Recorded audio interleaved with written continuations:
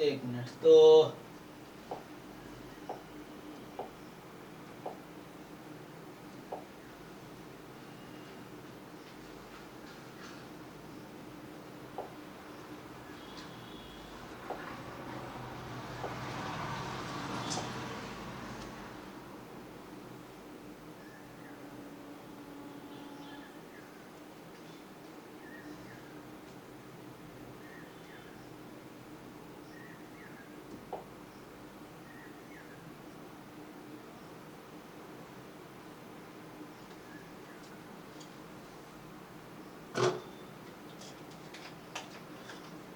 देखो कल हमने डिफाइन किया था चीजें ना, कन्वर्जेंस एंड डिस्ट्रीब्यूशन का डेफिनेशन क्या है, कन्वर्जेंस इन प्रोबेबिलिटी का डेफिनेशन क्या है, और कन्वर्जेंस ऑलमोस्ट श्योरली का डेफिनेशन क्या है, फिर ये कन्वर्जेंस इन आरएथ मीन का डेफिनेशन क्या है। फिर एक दो क्वेश्चंस कर रहे थे डेफिनेशन से, तो कई बार डेफिनेशन रैक करना मुश्किल होता है, लेकिन थ्योरम तुम लगाओगे तो इजीली सॉल्व हो जाता है। जैसे मान लो बोरेल कैंटिली लेमा ही है, तो वो कई बार हेल्प करता है, बोरेल कैंटिली लेमा तुम्हें हेल्प करेगा ऑलमोस्ट श्योर कन्वर्जेंस के क्वेश्चन को सॉल्व करने के लिए, वो एक थ्योरम है।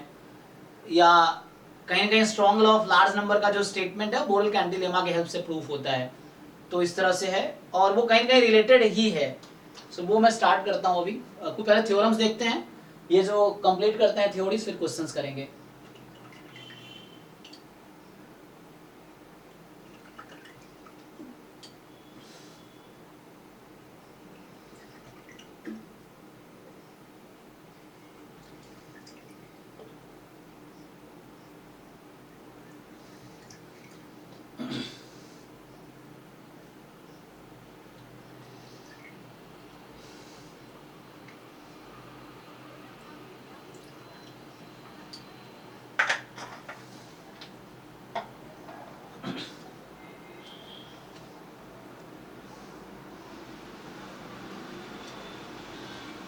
ठीक है ना, तो हमने कल वो रिलेशन देखा था जो इंटर रिलेशन वाला है। सो convergence in rth mean imply करेगा कन्वर्जेंस इन प्रोबेबिलिटी, और ये इंप्लाई करेगा कन्वर्जेंस इन डिस्ट्रीब्यूशन को। ठीक है ना, ये वीकेस्ट कंडीशन है, ये इससे स्ट्रॉन्गर है और ये वाला उससे भी स्ट्रॉन्गर है। फिर convergence almost surely will imply convergence in probability and this will imply convergence in distribution. तो चलो कुछ क्वेश्चंस पहले टॉपिक कंप्लीट कर लेते हैं, उसके बाद देखते हैं।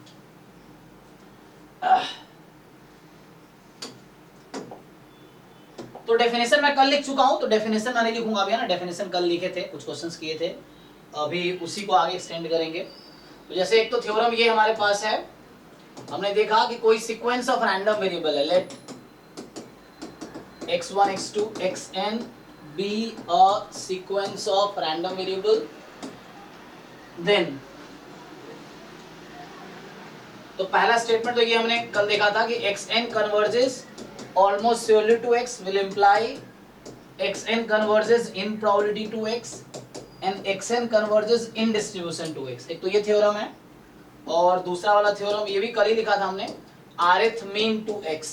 अगर xn कन्वर्ज कर रही है in rth mean to x, so xn will converge in probability to x and xn will converge in distribution to x। तो आप देख रहे होंगे इन दोनों में कोई डायरेक्ट कनेक्शन नहीं है, है ना, इस तरीके से। बाकी कांस्टेंट के लिए जैसे अगर xn converges in distribution to some constant k, तो if and only if xn will converge in probability to x also, तो आप ये लिख सकते हैं, ये if k है तो ये वाला रिलेशन है, xn converges in distribution to x if and only if xn converges in probability to x। ठीक है,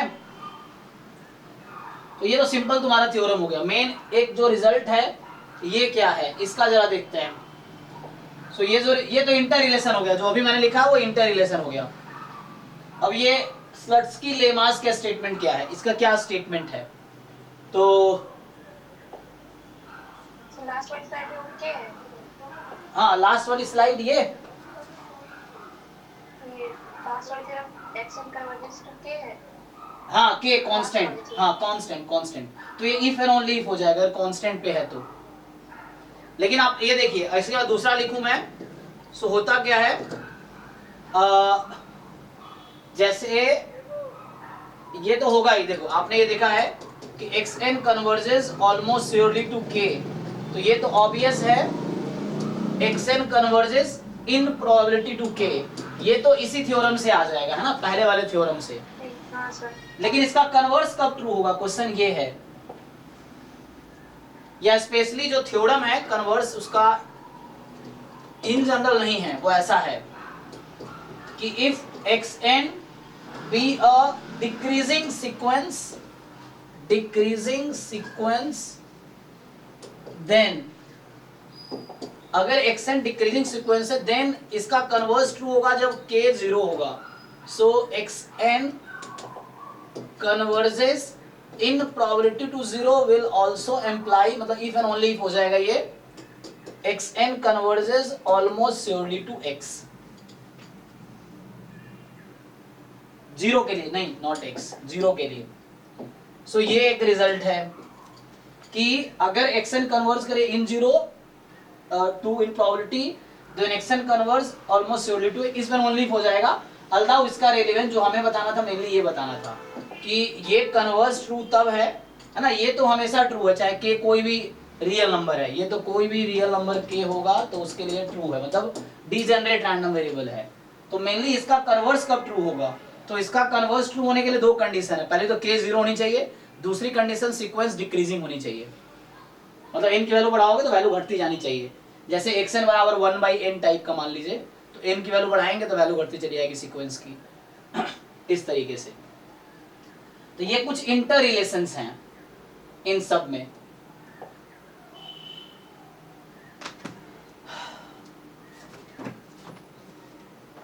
लास्ट वाले चैप्टर वन साइडेड है। हाँ ये नहीं, वो भी कर सकते हैं आप ना, क्योंकि ये तो ऑलवेज ट्रू है, तो ये भी कर देंगे तो भी कोई दिक्कत नहीं है, क्योंकि होल्ड तो कर ही जाएगा। यहां से यहां जाने में कोई रेस्ट्रिक्शन नहीं है, रेस्ट्रिक्शन है तब भी कोई दिक्कत नहीं है। यहां से यहां तो इन जनरल ट्रू है ना, यहां से यहां तो इन जनरल ट्रू है, यहां से यहां आपको जाना है, तो ये तो इन जनरल ट्रू है बिना किसी रेस्ट्रिक्शन के।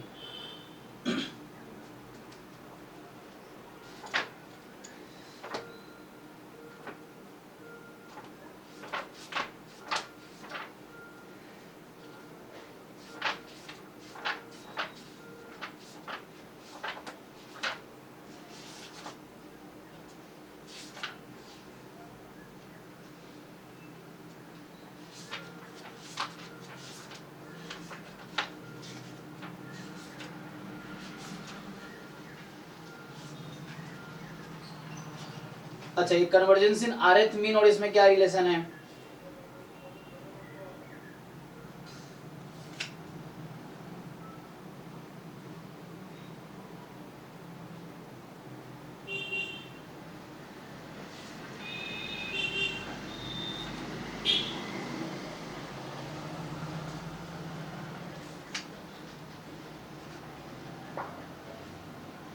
थ्योरम जैसे बहुत सारे हैं वो लिख सकते हैं हम लोग, लेकिन अभी सीधा उस पे आते हैं। अभी थ्योरम मैं लिखता हूँ, बाकी बहुत सारे ऐसे थ्योरम रिजल्ट्स हैं।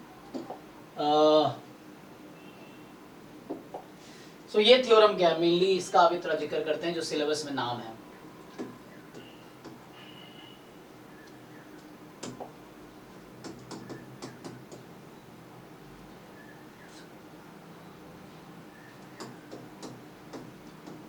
इसका क्या स्टेटमेंट है, स्लट्स्कीज लेमा का स्टेटमेंट क्या है? अच्छा, जैसे आप लोग एक चीज जानते हैं, मैं अगर थोड़ा और एक्सप्लेन करूं, जैसे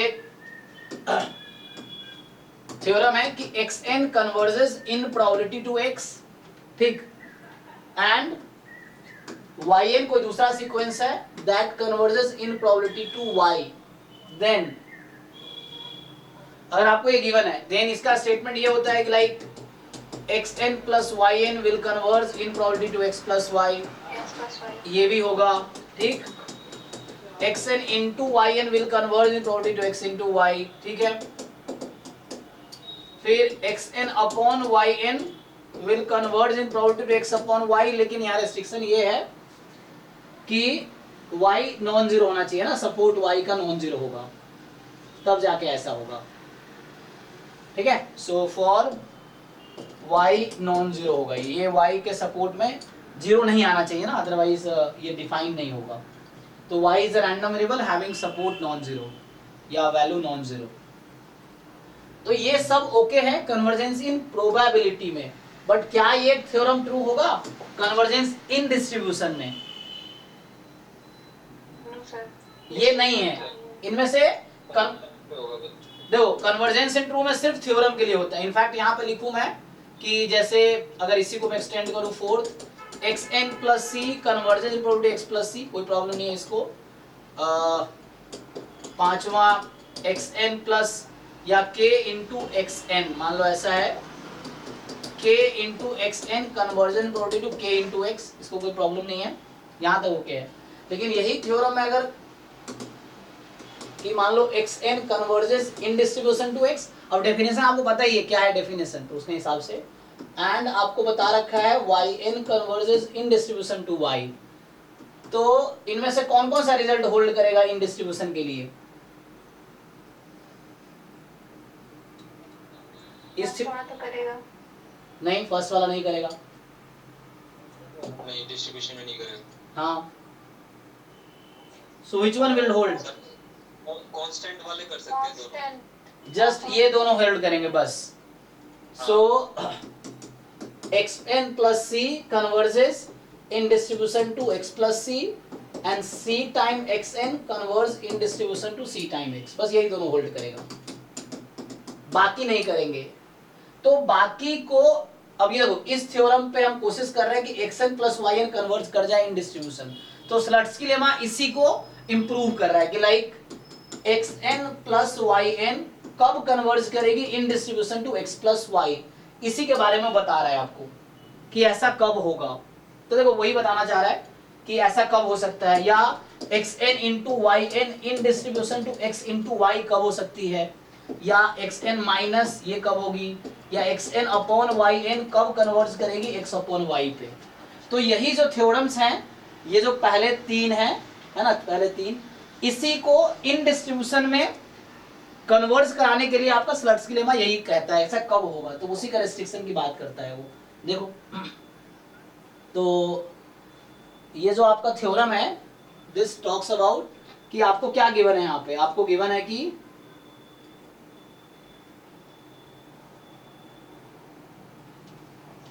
so let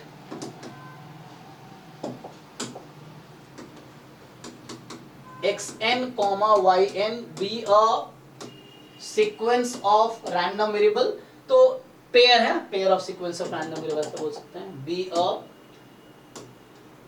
pair of sequence of random variable, there are two sequence different sequence of random variables, so pair of sequence of random variables and C भी अ रियल नंबर, ठीक है, तो हमारा C कोई real number है,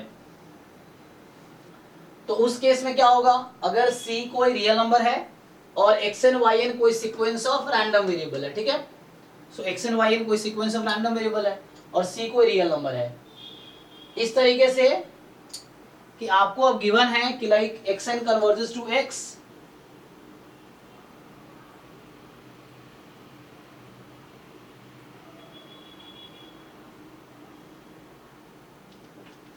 अच्छा तो ये आपको क्या गिवन है कि okay if x N converges in distribution to x and given है आपको ये, ठीक है ना, and y N converges in probability to k, के की जगह सी लिख लो, टू सी, तो आपको ये इंफॉर्मेशन है कि एक्स एन जो है कन्वर्ज कर रही है in distribution to x and y N converges in probability to c, then what can you say about x N plus Y n, इसी की बात करता है वो, है ना, हालांकि इधर ना x N Y N converges in probability to C, तो वो इंप्लाई करेगा Y N converges in distribution to C, लेकिन वो है ना, तो इफ एंड ओनली भी होता है ऐसे तो कोई दिक्कत नहीं है, तो यही कहता है आपसे देन, जो पहला पॉइंट है, पहला पॉइंट ये है कि x N plus Y N will converge in distribution to x plus C, तो देखो आपने क्या देखा कि ये सम कब कन्वर्ज करेगी इन डिस्ट्रीब्यूशन, अगर दूसरा वाला पहली बात वाई एन एक तो कन्वर्ज कर रही है इन प्रोबेबिलिटी टू कांस्टेंट, एक तो कांस्टेंट है दूसरा इन प्रोबेबिलिटी है, दूसरी बात तो माइनस के लिए भी कोई प्रॉब्लम नहीं है इसको।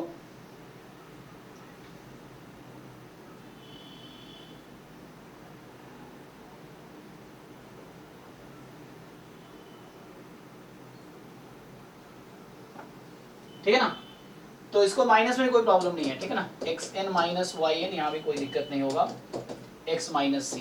तीसरा X N into Y N will converge in distribution to x into C, या सी एक्स बोल दो, सी एक्स। अब चेक करना बाकी बुक में कैसा लिखता है, जो बुक आप फॉलो करते हो उसका फॉर्म है, कई लोग लिखने का तरीका अलग अलग होता है। तो क्या होगा,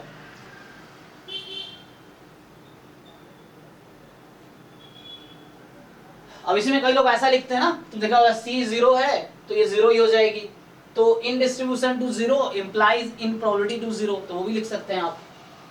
और X N upon Y N will converge in distribution to X upon C, जहां सी को नॉन जीरो होना पड़ेगा, राइट, चेक कर लो। सो यही थ्योरम है। ये तो पहले वाली जो भी थ्योरम हमसे भी तो प्रूव कर सकते हैं ना। कर सकते हैं, देखिए कैसे करेंगे। तो इसी का नाम इन्होंने रखा है स्लट्सकी लेमा, यही थ्योरम है, स्लट्सकी थ्योरम, ये लेमा है ना, स्लट्सकी थ्योरम लिख दो, है ना।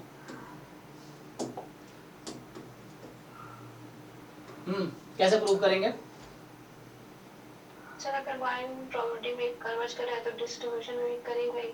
हाँ, तो xn प्लस yn वैसे भी हो जाएगा। नहीं, ये तो यही तो थ्योरम नहीं है हमारे पास, यही तो नहीं है ना, यही तो प्रॉब्लम है। आप ऐसा, अच्छा ये कहना जा रहे कांस्टेंट के लिए, ओके, तो लेकिन यहाँ पे क्या है, अच्छा यहाँ मैं क्या लिखा हूँ y और यहाँ c क्यों आया, अच्छा ठीक है कोई दिक्कत नहीं, तो yn की क्या जरूरत है यहाँ पे, हाँ मतलब जरूरत तो नहीं है ऐसे तो, क्योंकि मैं थ्योरम में सिर्फ yn को इन्वॉल्व नहीं किया इसमें। हाँ मैं बताना चाह रहा था कि xn plus yn may not converge to x plus y in distribution, वो इसलिए लिखा था। हाँ आप बताइए आप क्या कह रहे हैं। तो आपका ये कहना है, तो इसी का इन्होंने नाम रखा है, अब रिजल्ट वही है, तो इसी का नाम इन्होंने रखा है स्लट्सकी थ्योरम, ठीक है।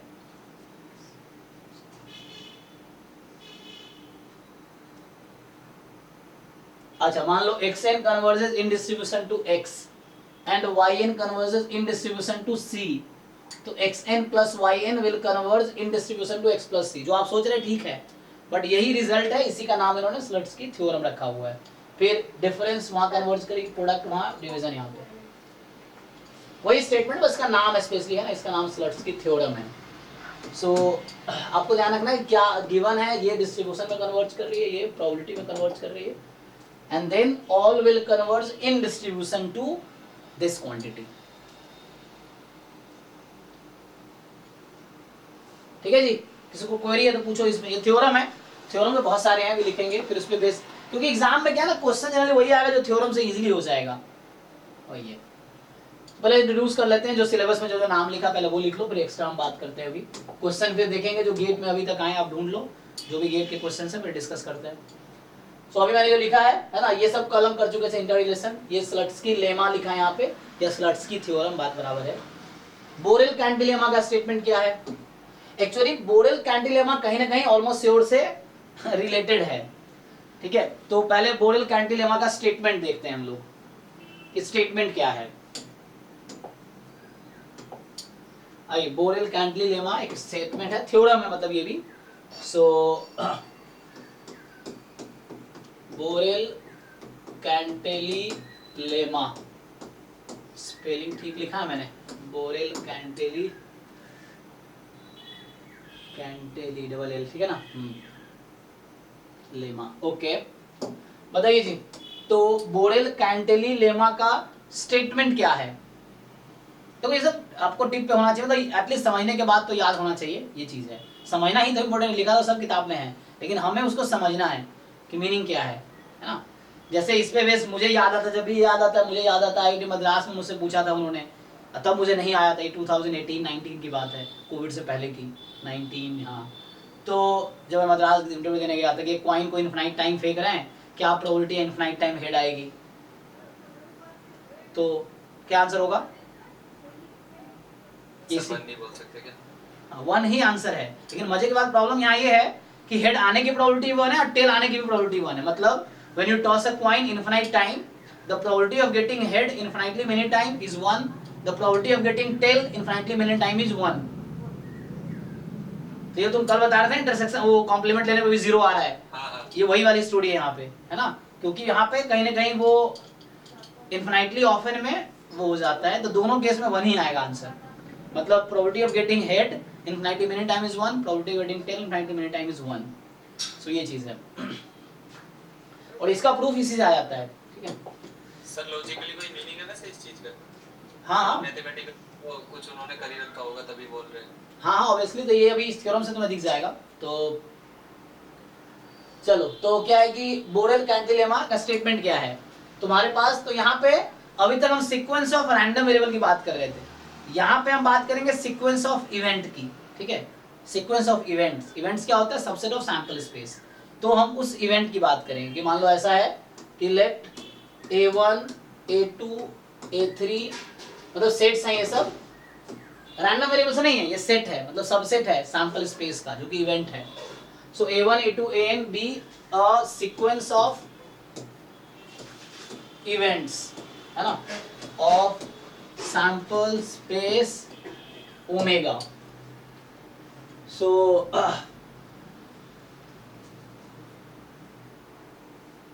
अब आपसे ये क्या कहता है, क्या फाइंड करना होता है हमें। यहाँ 2 स्टेटमेंट है इसके।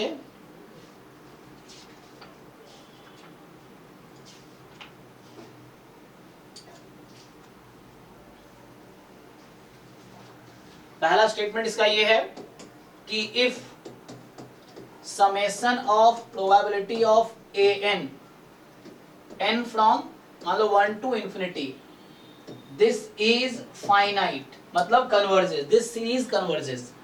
If this series probability of n from 1 to infinity, this series converges, then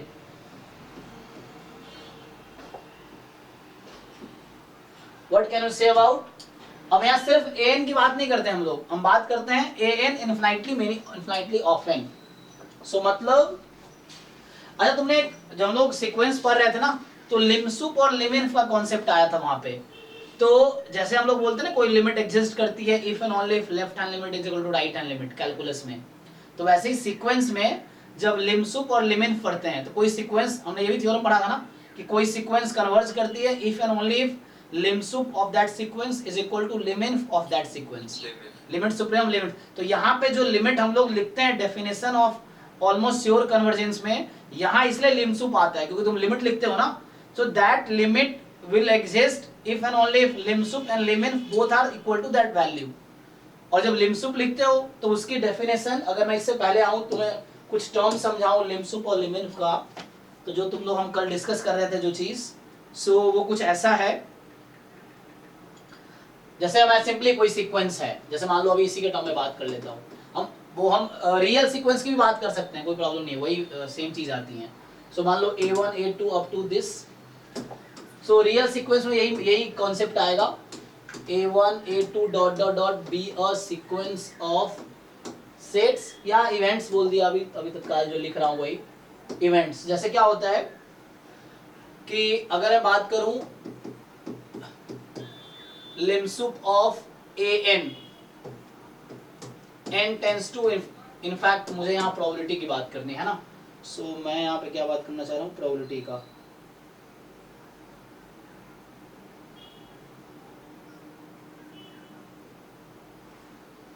हाँ ठीक है, अभी तो यही लिख लो an।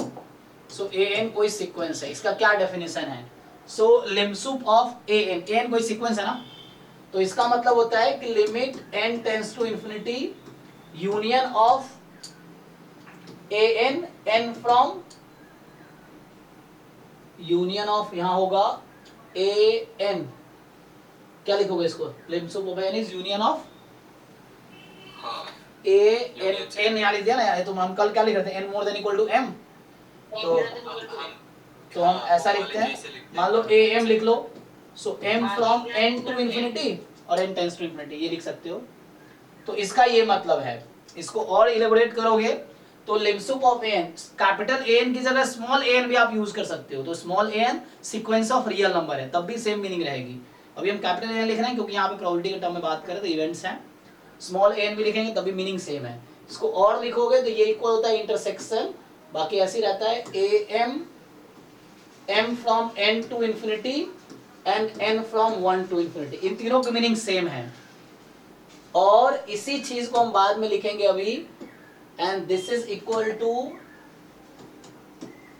A n infinitely often, एक वर्ड सुना, ए एन इन्फिनाइटली ऑफन।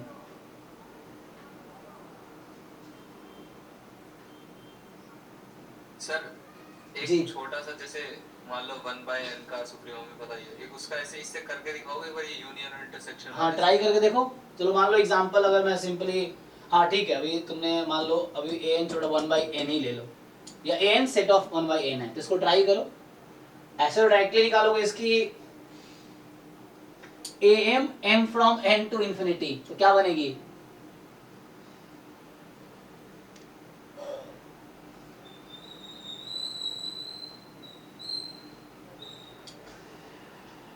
तो हर टर्म केवल निकालनी पड़ेगी, तो ये करना, हर टर्म निकाल के एक बार चेक करो इक्वल आ रही है क्या। तो वैसे तो इसका अगर लिमसुप का मतलब ये हो गया, इसकी वैल्यूज क्या क्या है, छोड़ो, अगर मैं तुम यहाँ बात करूं, अगर मैं सिंपली इसके टर्म में बात करूं, इसके क्या क्या पॉसिबल वैल्यूज है? सो 1, 1/2, 1/3, 1/4 dot dot dot dot dot, ठीक। अब देखो यहाँ पे क्या करना है आपको, तो ईच टर्म को मैं, है ना, हमारा ए एन का ये वैल्यू है, ए एम अगर लिखेंगे हम, सो ए एम हमारी होगी 1/m, राइट। अगर ए एम जैसे लिख रहा हूं मैं, तो n टेंस टू, वो तो n टेंस टू में दिख रहा है, ये तो ठीक है कि limit n tends to infinity 1/n, ये हमें दिख जाता है 0 है, तो है ना, ये थ्योरम था। तो ये तो पक्का है कि पता है लिमसुप का, यार बुक में ये नोटेशन यूज करता है लिमसुप के लिए, है ना, तुम देखे होगे, ये लिखने के बजाय लोग ऐसा लिखते हैं, ये बुक में कई बार ऐसा रहता है, इसी चीज को ये लिखता है लिमिट, ऊपर लाइन लिख देगा ये सुप के लिए, ऑफ ए एन, यही मीनिंग है इसका भी। लिमेंफ के लिए वही चीज उल्टा हो जाएगी बाकी। तो limsup of 1/n is equal to, अच्छा लिमेंफ में क्या होता है, this 1/n and both are 0, ये तो थ्योरम है, तो ये जो मैं लिख रहा हूँ ये तो थ्योरम है, तो इसलिए इसमें कोई डाउट नहीं है। अब इसको मुझे प्रूफ करना है, जैसे इस चीज से देखना है मान लो, तो कैसे देखेंगे, तो लिखो, मान लो ए एम जो है सेट ऑफ 1/n है, तो क्या क्या लिख सकते हो तुम?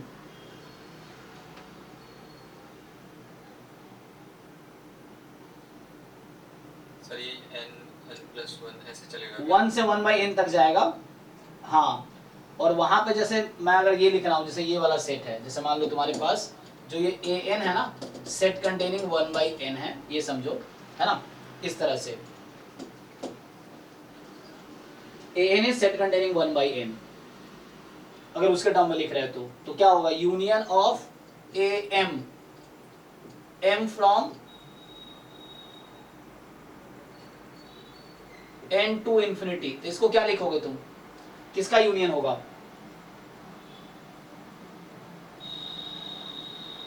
ये होगा ना 1/n, 1/n+1, 1/n+2 dot dot dot dot dot चलता रहेगा, n से चलेगा, है ना। ए एम जो हमारा सेट होगा, जो ए एम है वो हमारा 1/m है एक्चुअली, ठीक।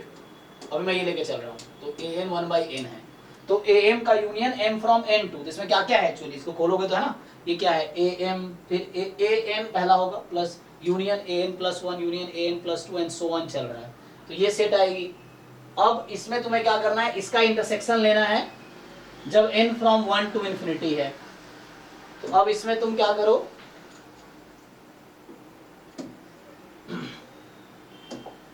Now you take intersection of this set, है ना, तो ये जो ए एम है, m from n to infinity है, अब यहाँ n फ्रॉम 1 टू इन्फिनिटी है, तो ये सेट हमने डिसाइड कर रखा है पहले ही। अब इसका इंटरसेक्शन लेना है, तो इंटरसेक्शन मतलब क्या हुआ, मान लो इसका कुछ नया नाम रख दो, मान लो ये b है ना, ये कुछ ऐसा है bn है सपोज, है ना, क्योंकि n 1 से इन्फिनिटी है, तो होगा b1 यूनियन, तो अगर n को मैं 1 रखूंगा तो ये सेट क्या बनेगी, इंटरसेक्शन ले रहे हो, तो n को मैं इसमें 1 रख रहा हूँ, क्योंकि ये वाला सेट मेरा, इस सेट का मुझे इंटरसेक्शन लेना है अब, तो n को 1 रखो तो ये क्या बनेगी 1/2 इस तरह से इंटरसेक्शन। अब n को मुझे 2 रखना है क्योंकि ये सेट मुझे पता है ना इंटरसेक्शन ऑपरेट कर रहे हैं उस पे हम। तो एक बार n को 1 रखा, n को 2 रखते हैं तो ये बनेगी 1/2 1/3 1/4 फिर इंटरसेक्शन। अब n को 3 रखो तो 1/3 1/4 और ये चलता रहेगा कभी खत्म नहीं होगा। अब सोचो इसका इंटरसेक्शन क्या है, तुम खुद डिसाइड करो इसमें और इसमें। तो बहुत लार्जेस्ट वैल्यू ना, बहुत आगे जाकर तुम्हें समझ आ रहा है एंड में तो क्या मिलेगी at the end, at the end ये 0 आ जाएगी एक्चुअली, क्योंकि इन दोनों में ये।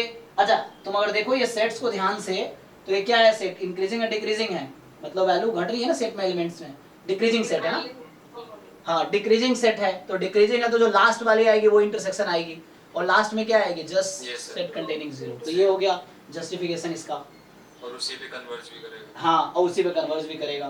तो हमने अभी क्या फाइंड किया, ये फाइंड किया लिम सुप ऑफ 1/n। तो हमने इसकी वैल्यू फाइंड करके देखी, पहले am लिख लिया तो am was just set containing है ना, am was just set containing 1/m union of am m from n to infinity. इसका मतलब हो गया an यूनियन an प्लस 1, ये चलता रहेगा। तो ये हमने लिखा पहले, तो ये सेट बन के आया उधर लिख रखा है हमने 1/n plus 1 dot dot dot. अब हमने इस पे इंटरसेक्शन लगाया, ये वाला इंटरसेक्शन लगाया n फ्रॉम 1, तो एक बार n को 1 रखा इंटरसेक्शन, एक बार n को 2 रखा इंटरसेक्शन एंड सो ऑन।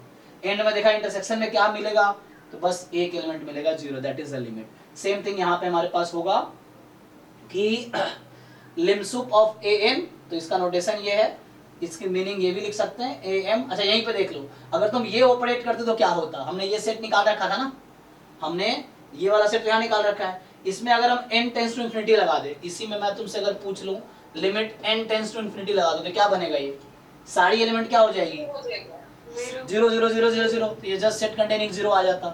तब भी अगर तुमने यहाँ लिमिट लगा दिया n टेंस टू, मैं इसके हिसाब से सोच रहा हूँ अभी, तो क्या होगा, तो ये जस्ट सेट कंटेनिंग 0 आ जाएगी। ठीक है ना। तो अभी हमारे पास जो नोटेशन होगा ये हम लोग अभी क्योंकि ये टर्म अभी यूज होगा बोरेल कैंटिलेवा में, ये यूज होगा, हम लिखेंगे an इनफिनिटली ऑफ n, मतलब जो an सीक्वेंस है वो इनफिनिटली ऑफ n का मीनिंग ये रहेगा लिम सुप ऑफ an। ठीक है, इसका मतलब ये है। लिमिट, हालांकि लिमिट यहाँ यूज नहीं है लेकिन सिमिलर डेफिनेशन होगा। लिमिट में नीचे लाइन आ जाता है तो यहाँ पे लिमिट है ना इन्फ आ जाता है, तो यहाँ पहले इंटरसेक्शन आ जाएगा, ठीक है ना, यहाँ इंटरसेक्शन आ जाएगी और बाद में यूनियन आ जाएगी, है ना। तो यहाँ इंटरसेक्शन यहाँ यूनियन ऐसे चलेगा। तो सेम स्टोरी अगर तुम अप्लाई करके देखो 1/n पे तब भी एंड में 0 आएगा। हाँ नहीं, इनफिनिटली ओपन मतलब हमारा यहाँ पे ये है सुप के लिए लिखते हैं। तुम जो बोल रहे थे ना, हाँ इनफिनिटली ओपन सुप के लिए ही होगा, तुम कल पूछ रहे सुप क्यों रहता है, तो इसका मतलब यही है, डेफिनेशन का पार्ट है ये, ठीक है ना।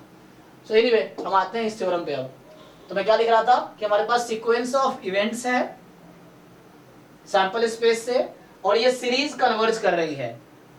तो सीरीज कन्वर्ज कर रही है इसका मतलब ये होगा कि this probability of an infinitely often, this will be equal to what? अगर कोई सीरीज कन्वर्ज करती है तो ये an कहां पे जाती है 0 पे, तो ये 0। और जो कल तुम बता रहे थे ना कि लोग इसको, अभी मैं इसी को यूज करूंगा ऑलमोस्ट श्योर कन्वर्जेंस प्रूव करने के लिए। जो कल क्वेश्चन किए थे उसी क्वेश्चन को मैं दोबारा करूंगा दूसरे तरीके से, कल एक तरीके से किया था जो ऑलमोस्ट श्योर वाला था, अभी उसी को हम दूसरे तीसरे चौथे तरीके से करेंगे। मैं देखा उसी क्वेश्चन को लोगों ने अलग अलग थ्योरम यूज करके कर रखा है हर जगह, आंसर तभी सेम आएगा, बट वो अप्रोच समझ आना चाहिए क्या है। तो अभी इसको यूज करके वही क्वेश्चन करेंगे तब भी आ जाएगा, है ना।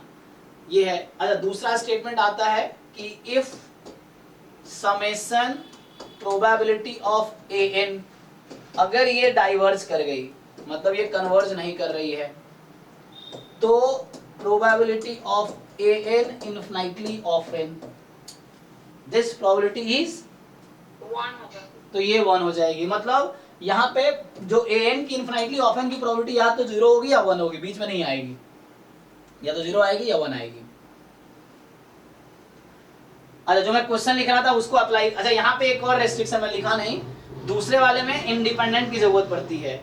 सो दूसरा जो स्टेटमेंट है ना इसमें इंडिपेंडेंट चाहिए, मतलब इंडिपेंडेंट प्रूफ में, तो इसलिए यहाँ पे तुम देखोगे प्रूफ में इंडिपेंडेंट चाहिए, इंडिपेंडेंट सीक्वेंस ऑफ इवेंट। तो ये अप्लाई करने के लिए आपको इंडिपेंडेंट यूज करना पड़ता है प्रूफ के लिए। जब प्रूफ इसका करते हैं ना तो इसमें इंडिपेंडेंट की जरूरत पड़ती है। मतलब ये है कि इफ जो an है ना, ये a1 to an है, ये जो सीक्वेंस है, so if the sequence are, so ये जो an है दिस इज इंडिपेंडेंट सीक्वेंस है ना, independent sequence of independent random है ना, so is a sequence of independent events. यहां पे इंडिपेंडेंस की जरूरत है, इंडिपेंडेंट इवेंट, ये सिर्फ सेकंड वाले के लिए है। हाँ इसमें बस इसकी इतनी जरूरत है, Independent। हाँ इसके प्रूफ में ये जरूरत पड़ता है। देन जाके इवेंट एंड दिस होल्ड्स, और समेशन an जो है this is infinity, then probability of an infinity of n। GATE में भी एक दो क्वेश्चन आया है, इस पे पहले हमने सॉल्व किया है, डायरेक्टली क्वेश्चन आया हुआ है। अच्छा अभी जो क्वेश्चन कॉइन वाला कह रहा था कि a coin is tossed infinite times, so what is the probability of getting head infinitely often? Infinite is, तो देखो किस पे फिट बैठेगा, तो हेड तुम्हारा जैसे क्या है, तुमने एक कॉइन को टॉस किया था, क्या क्या पॉसिबिलिटी है, हेड आएगी या टेल आएगी, तो सीक्वेंस में या तो हेड आएगी या टेल आएगी। अब आपको क्या पूछ रहा है ये, तो अगर उस क्वेश्चन पे इस थ्योरी को फिट करो तो हो जाएगा फिट। देखो क्वेश्चन क्या है, so a coin is tossed infinite times, ठीक है, और आपसे पूछे क्या पूछ रहा है कि probability of getting head infinitely many time, this is what, and probability of getting tail infinitely many time, ये इनफाइनाइटली मेनी ऑफन है, इनफाइनाइटली ऑफन, ये क्या आएगा, तो सिंपली क्या, हाँ so simply probability of an, तो an की जगह hn बोल दो कि किसी एक बार में h आने हेड, हालांकि हमारे पास यहाँ पे क्वेश्चन ऐसा है कि हर टॉस इंडिपेंडेंट ही होगा, कॉइन के केस में हमेशा ना टॉस तो इंडिपेंडेंट ही रहता है, तो इंडिपेंडेंट ही है, सो जो भी टॉस है वो इंडिपेंडेंट है। सो प्रोबेबिलिटी ऑफ hn कितनी आएगी, नहीं हेड आने की प्रोबेबिलिटी, किसी एक टॉस में हेड आने की प्रोबेबिलिटी क्या है, और प्रोबेबिलिटी ऑफ टेल किसी एक टॉस में, tn मतलब टेल, तो टेल आने की प्रोबेबिलिटी 1/2 है। अब आपसे पूछा जाए इंडिपेंडेंट तो है ही हमारे पास जो टॉस है, सो probability of h n from 1 to infinity, ये क्या आएगी, summation 1/2 n from 1 to infinity, this is plus infinity. तो इसका मतलब क्या हुआ, तो यहाँ तुम सिर्फ ht लिख लो, सो अगर तुम्हें ऐसा दिक्कत हो तो h और ये t था, सो probability of head infinitely often, this probability is 1, and similar logic से also with the similar story probability of tail, तो ये सीरीज जो होगी ये तुम्हारे इनफाइनाइट आ जाएगी, क्यों, half half half half infinite time add कर रहे हो, and this implies probability of getting tail infinitely often, this is also 1, check कर लो।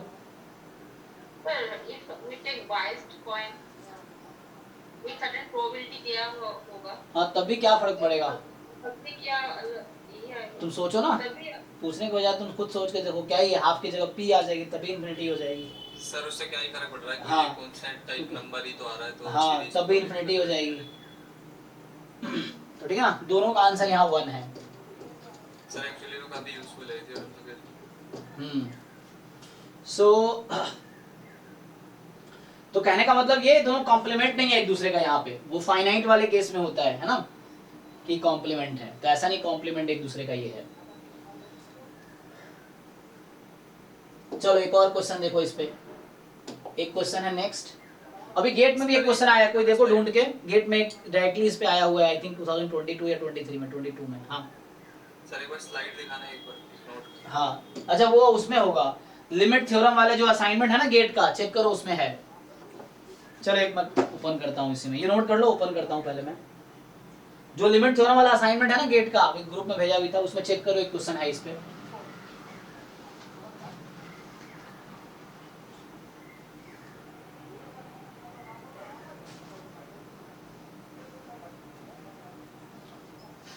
हो गया सर। चलिए तो मैं ये कह रहा हूँ कि जैसे मैं ओपन करता हूँ लिमिट थ्योरम का असाइनमेंट,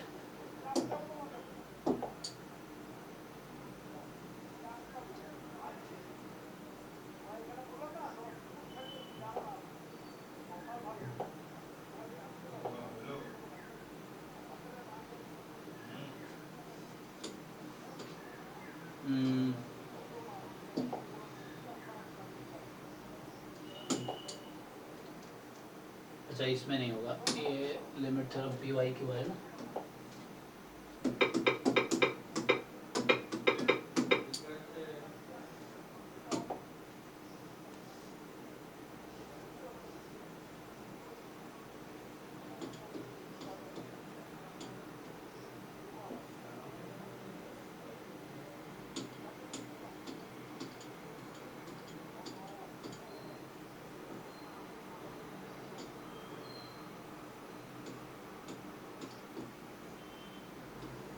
तो ये ऑलमोस्ट श्योर का क्वेश्चन है, तो ये हम लोग ट्राई कर सकते हैं।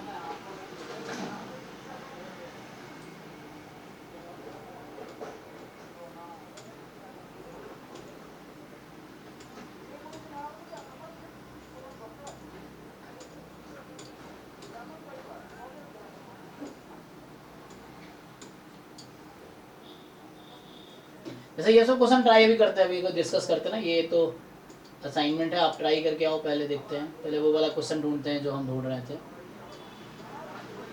है भी कि नहीं इसमें।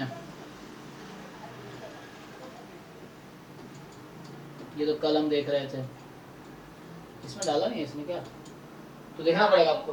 उसमें आया था इनफिनाइटली ऑफन उसमें वर्ड यूज किया है ना, वो थ्योरम इसमें नहीं डाला इसने। आया था।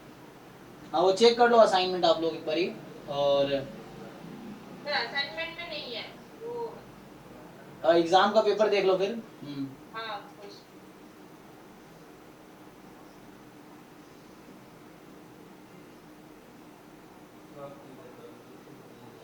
ठीक है, अभी इसको डिस्कस करते एक बार थ्योरी कंप्लीट करते हैं।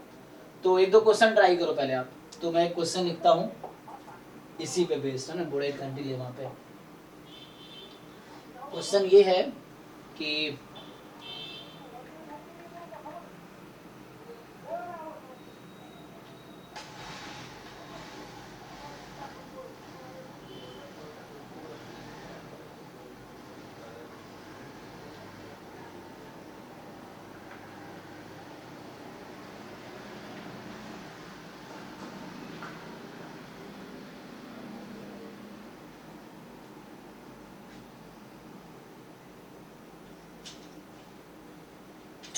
अब पता है इसका एक एप्लीकेशन ये है, अगर जैसे अभी हमने थ्योरम देखा था ना, तो जैसे कोई सीक्वेंस ऑफ रैंडम वेरिएबल है, मान लो let x1 x2 xn be a sequence of random variables, ठीक। जब आप बोलते हैं कि xn converges almost surely to 0 if and only if, तो ये पता है इसका क्या मतलब, कल जब लिख रहे थे हम लोग, ये तो लिख रहे थे लिमिट, जो लिमिट था लिमसूप ऑफ, यही होता है इसका डेफिनेशन, लिमिट होता है, लिमिट लिमसूप भी आ जाएगा। तो xn minus 0 this is more then, इसकी प्रोबेबिलिटी कितनी आनी चाहिए, मोर देन एप्सिलॉन है, कितनी आनी चाहिए, 0। मोर देन, हाँ 0, ठीक है। तो इसी को इक्विवेलेंटली आप यहां लिख सकते हैं। So suppose this set is an, तो ये जो मेरा है ना, ये हमारे पास an इवेंट है, तो यहाँ ये कहना चाहता है कि है ना, दिस इज इनफिनिटली ऑफन, तो लाइक यहाँ पे ये कहता है summation probability mod xn more than epsilon n from 1 to infinity, this is finite. अगर आप ये दिखा दो तो ऐसा हो जाएगा आपका ये, for all epsilon more than 0, for all epsilon more than 0. So for all epsilon more than 0। तो यहाँ पे एक्चुअली यही है। अच्छा, इससे क्या कंक्लूजन आएगा, ये तो चलो रिमार्क में है, इसको इधर लिखता हूँ रिमार्क में। इससे बोरेल कैंटिलेमा से इसका क्या कंक्लूजन आएगा? अगर बोरेल कैंटिलेमा से इसका कंक्लूजन देखें प्रोबेबिलिटी है इसकी वैल्यू 0 आनी चाहिए। तो बोरेल कैंटिलेमा कहता है, तो मैं रिमार्क करके लिखता हूँ, है ना, कि xn converges almost solid to x if and only if. अब ये तो थ्योरम है, तो ये an है आपके पास, प्रोबेबिलिटी ऑफ an, तो summation probability of an is finite. तो अगर probability summation of an is finite, तो probability an infinitely of n is 0।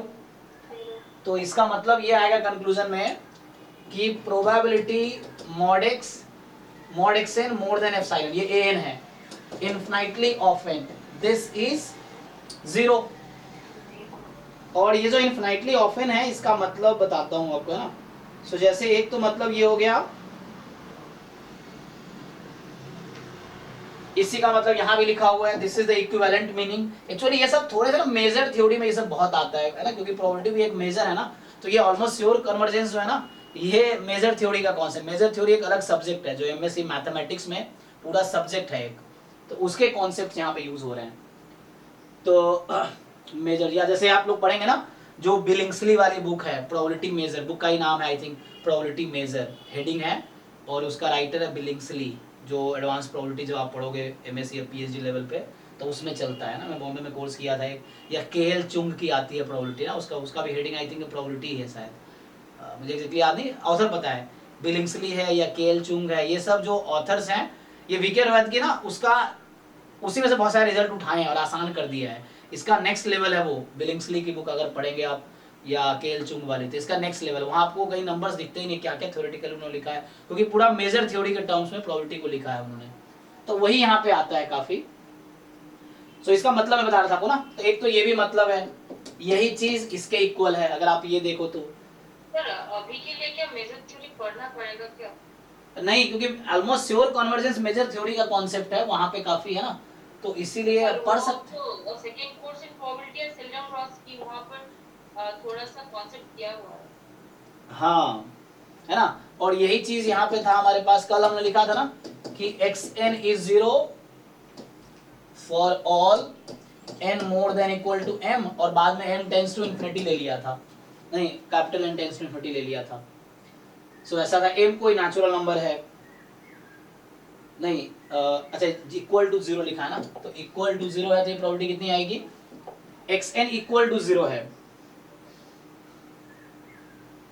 क्या, ये कल जो इसको हम लिख रहे थे, लिम्सुप का अगर डेफिनेशन यूज करो, लिम्सुप का भी डेफिनेशन क्या लिखा था हमने, यूनियन, ये हो गया mod xn more than epsilon, ये तुम्हारा सेट है, मान लो ये सेट है, और n more than equal to infinity, और यहाँ क्या था आगे, लिमिट, हाँ ये भी कह सकते हो आप, n फ्रॉम 1 टू इंफिनिटी, और ये वाली जो वैल्यू, दिस वैल्यू इज 0, यही आएगी ना, ये चीज है। तो ये सब इक्विवेलेंट कंडीशन है।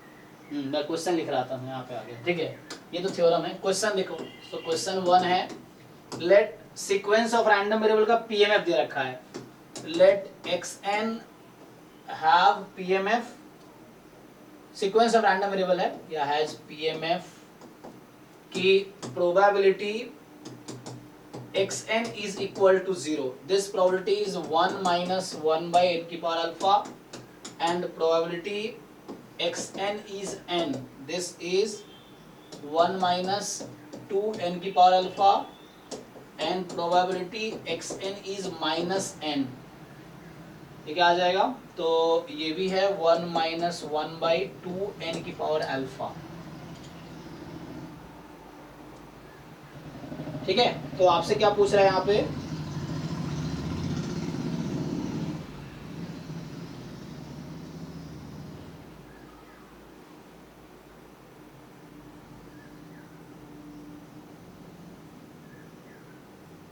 ठीक है, क्वेश्चन ये है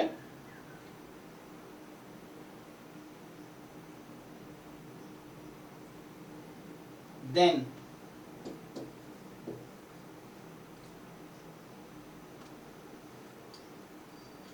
they are asking you to find, so आपको चेक करना है कि जो xn होगा क्या xn will converge almost surely to 0.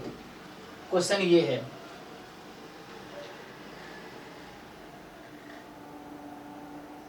This you have to check.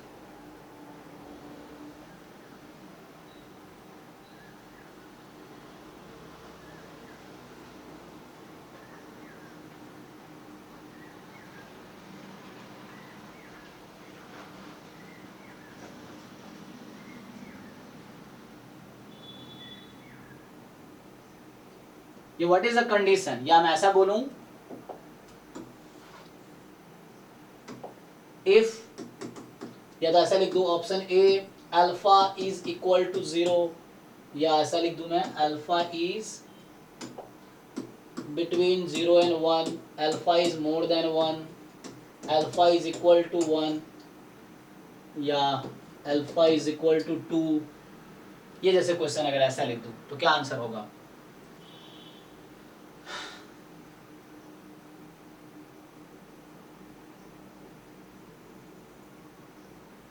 अब सोचिए, यहाँ पे हम इसमें बोरल कैंटिलेमा यूज करेंगे.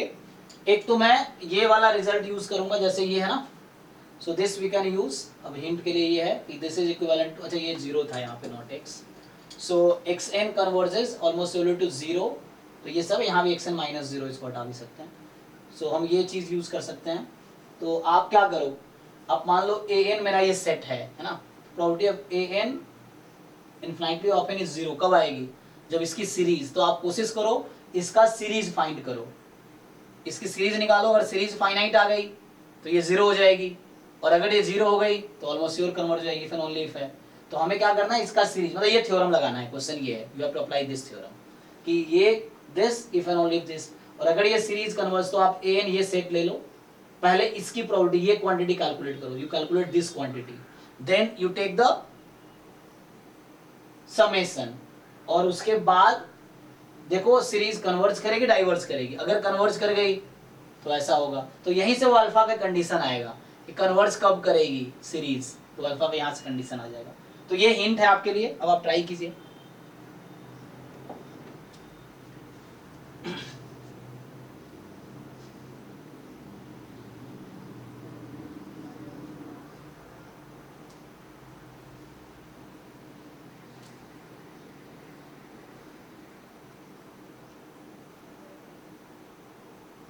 सॉरी गेटिंग, देखो मैं क्या बोलना चाह रहा हूं. Suppose I take an as set mod xn minus 0 more than epsilon. Supremum sir 1 आ रहा है सर. रुको तुम जल्दीबाजी नहीं करो. देखो सो प्रोबेबिलिटी an मैं निकालना चाह रहा हूं, मतलब probability mod xn more than epsilon. अब मैं ये निकालना चाह रहा हूं, ठीक. सो probability xn more than epsilon, so I can write 1 minus, so is it 1 minus probability mod xn less than equal to epsilon. यहाँ तो कोई प्रॉब्लम नहीं है, अभी कोई इन्फिनिटी ऑफ नहीं लिखा, जस्ट एक इवेंट है, an की प्रोबेबिलिटी निकाल रहे हैं. सो अब क्या लग रहा है, which value of xn, अब xn के पास 3 वैल्यू है, 0 n माइनस n, राइट. सो सेटिस्फाई करेगी. हाँ, तो पुट करो, तो फाइनल आंसर क्या आएगा, 1 माइनस ये xn बराबर 0 सेटिस्फाई करेगी for any alpha more than 0. तो ये आ गया 1 माइनस n की पावर अल्फा, ये कितने आ जाएगी दिस. हाँ, अब यहाँ पे देखो अब, so series probability of an ये किसके इक्वल आया, समेशन 1 बाई n की power alpha n from 1 to infinity. Alpha greater than 1. So ये फाइनाइट कब आएगी, alpha greater than 1, if alpha strictly more than 1. और जब अल्फा मोर देन 1 है तब क्या होगा, so when alpha is more than 1, तो यहां से हमने ये ऑब्जर्व किया, so if alpha is more than 1, sorry more than 1, then जो हमारी सीरीज है probability mod xn more than epsilon n from 1 to infinity, this is finite. अब now using Borel-Cantley lemma, probability mod xn more than epsilon infinitely of n, this is equal to what? So x equal to 1 होता है। 0 0. So ठीक है, converts कर रही है, this is 0 and this is equivalent to saying तो alpha has to be more than 1, otherwise नहीं होगा, है ना, क्योंकि अल्फा जो है, अब मान लो अल्फा लेस देन 1 है अगर, तो ये सीरीज इंफिनिटी हो जाएगी. So probability of A N N from 1 to infinity, ये है ना 1 बाई एन की power alpha N from 1 to infinity, this is infinity if alpha is less than 1 equal to 1 लगा दो, तो इस केस में इंफिनिटी आ जाएगी, तो वो प्रोबेबिलिटी 1 आ जाएगी, तो उस केस में will not converge. So if alpha is less than equal to 1, xn will not converge almost surely to 0.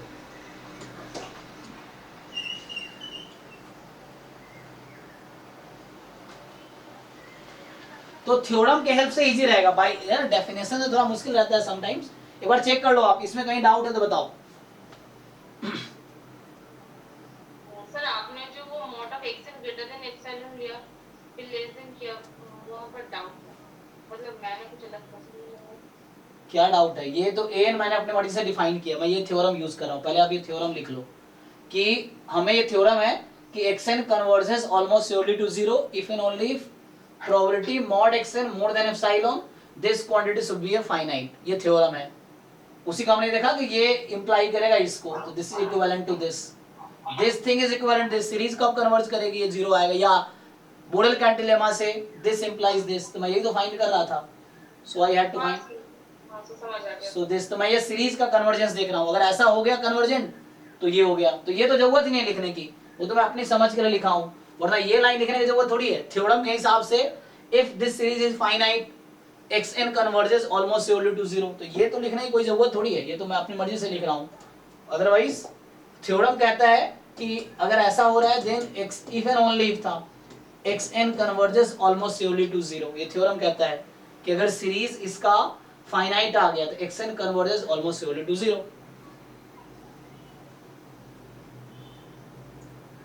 है ना, क्योंकि अल्फा अगर 1 ज्यादा हुई तो वो इंफिनिटी आ जाएगी, तो ये वैल्यू 1 हो जाएगी, तो नहीं कन्वर्ज करेगी. Theorem if and only if है, theorem if and only if, तो ऐसा नहीं होगा तो ऐसा नहीं होगा, ऐसा नहीं होगा तो ऐसा नहीं होगा, इफ एंड ओनली इफ है ना, तो दोनों एक दूसरे को इंप्लाई कर रहे हैं.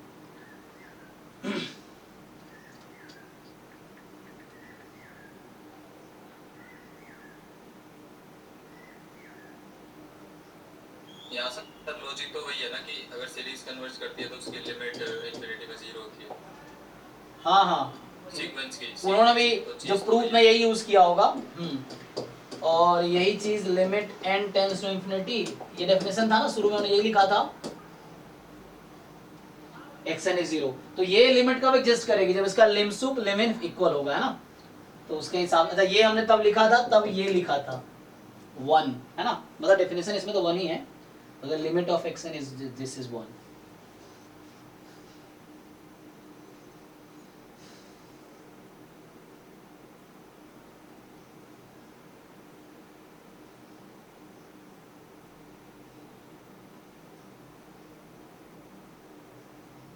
अच्छा, एक और थ्योरम इसमें यूज करना ना, तो strong law of large number लिख ही दिया था आपने, कल में लिखाया था ना. Strong law of large number का क्या स्टेटमेंट है?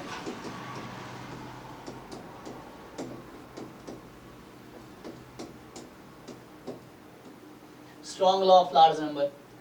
सो इसमें एक रेस्ट्रिक्शन है ना, strong law of large number या weak law of large number use करने की कंडीशन क्या है? ऑलमोस्ट श्योरली कन्वर्जेंस होता है. नहीं, वो तो ठीक है.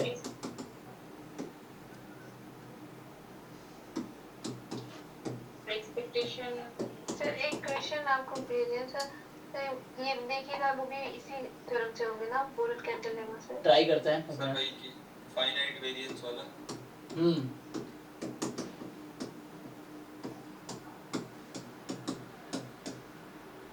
नहीं, फाइनाइट वेरिएंस तो ठीक है, finite variance sigma square less than mu, वो भी रेस्ट्रिक्शन रहता है कि like variance of summation X I upon N square, ये भी फाइनाइट होने चाहिए, ये रहता है ना, ये जीरो होना चाहिए था ना, इक्वल टू जीरो है ना। क्या रेस्ट्रिक्शन था इस पे? सर ये वही है, ये bn ओवर n स्क्वायर जो यूज करते हैं बुक में। हाँ हाँ हाँ, यस यस, समेशन, हाँ वेरिएंस ऑफ सम, ठीक है ये वही है। हाँ सर ये जीरो होना चाहिए, ये काफी जगह लिखा हुआ है फिर इसमें।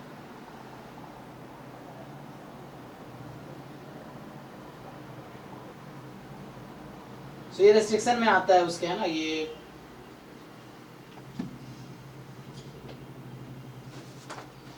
Strong law of large number है ना। तो ये कहता है कि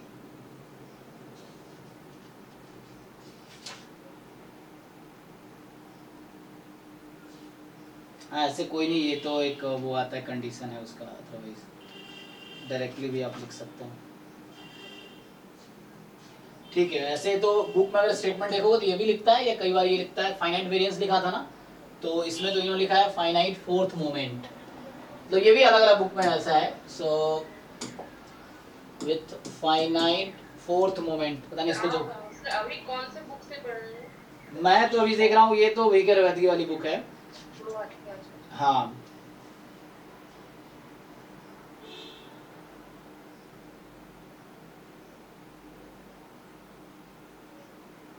कई सारे वर्जन दे रखा है strong law of large number का इन्होंने। सो वो ये कहता है कि ठीक है, अभी तुम यही लिख लो, फाइनाइट वेरिएंस सिग्मा स्क्वायर। तो यहाँ से क्या कहता है, देन जो एक्स बार है that converges almost surely to mu, है ना, तो विथ मीन म्यू। तो ये स्टेटमेंट है, इसको जनरलाइज भी कर सकते हो आप। सो है ना, कुछ बुक में इसी को लिखता है, that is limit n tends to infinity x bar is equal to mu and this probability is equal to 1, जो इसका डेफिनेशन था। बाकी वही चीज है, बाकी स्टोरी भी लिख सकते हो आप, है ना। So that is probability lim sup, है ना,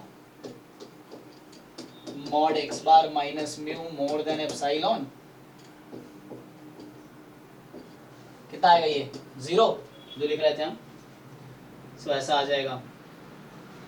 ये सब अलग अलग वर्जन है स्टेटमेंट के।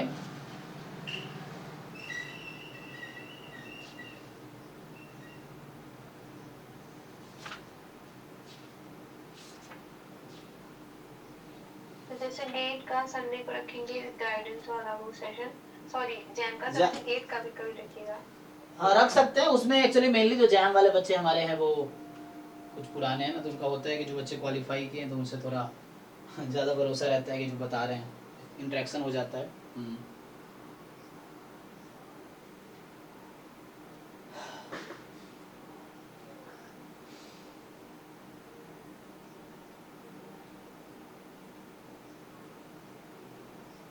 अच्छा एक दो क्वेश्चन और लिखता हूँ, एक बार ट्राई करो। हाँ आपका क्वेश्चन क्या था जरा देखता हूँ, फिर मैं क्वेश्चंस कुछ लिखता हूँ, ट्राई कीजिए।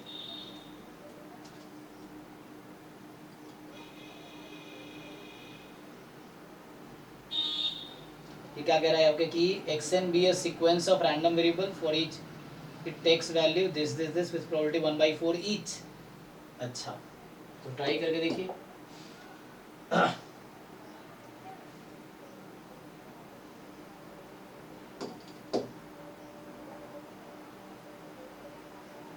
तो मतलब ये बोलना चाह रहा है कि x की वैल्यू जैसे सीक्वेंस ऑफ रैंडम वेरिएबल है, तो xn टेक्स वैल्यू इधर कोई भी है ना, xn बराबर x बोल दो 1/4 फॉर x, या तो -3n/2 हो, या -n है, या -n/+n/2 है, और +n है।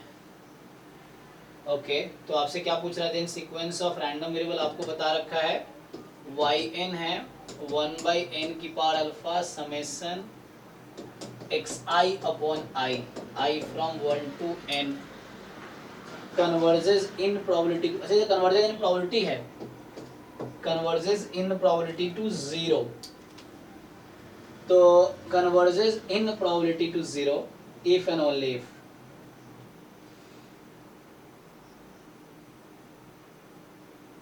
तो क्या होगा अल्फा की value, if and only if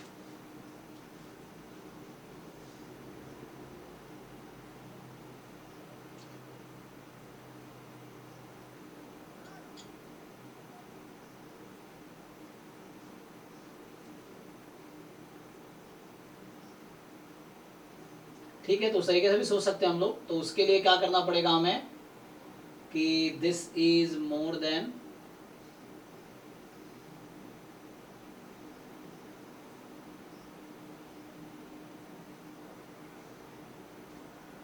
अच्छा ये बताओ एक्स आई अपॉन आई को कुछ नया नाम दे दो आप, है ना। तो ये जैसे एक्स आई अपॉन आई का डिस्ट्रीब्यूशन क्या हो जाएगा, ये आपको एक्स एन का डिस्ट्रीब्यूशन दे रखा है ना, तो इसका सपोर्ट क्या होगा सर बेसिकली एन घटता चला जाएगा। अच्छा, तो यहाँ से ऐसा है, इसको अलग अलग लिख देता हूँ। देखो तो आप इसको ठीक से लिखो, ये क्वेश्चन तो आसान है। मतलब प्रोबेबिलिटी जैसे X N is equal to N, ये 1/4 है। जैम में भी ऑलरेडी पूछा हुआ है। हाँ इस तरह क्वेश्चन वहाँ भी, ये जैम का नहीं है, किसी दूसरे एग्जाम का होगा। सो -10 1/4 है, एक्स एन की वैल्यू -3n/2, ये भी 1/4 है, और एक्स एन की वैल्यू n/2 है ना, ये भी 1/4 है। ठीक है, सो यहाँ से क्या है, ठीक, तो आप सिंपली कहने का मतलब ये है, इसको अगर आप ऐसा देखें, इसको एक साथ लिखो तो प्रोबेबिलिटी xn अपॉन n है ना, जो xn अपॉन n है उसकी पॉसिबल वैल्यू क्या क्या है, xn अपॉन n की वैल्यू 1 होगी, या जैसे 1 है तो -1, ठीक है ना, ऐसे ही आपका आ जाएगा। 1/2। हाँ -1 हो गया, ये भी 1/4 है।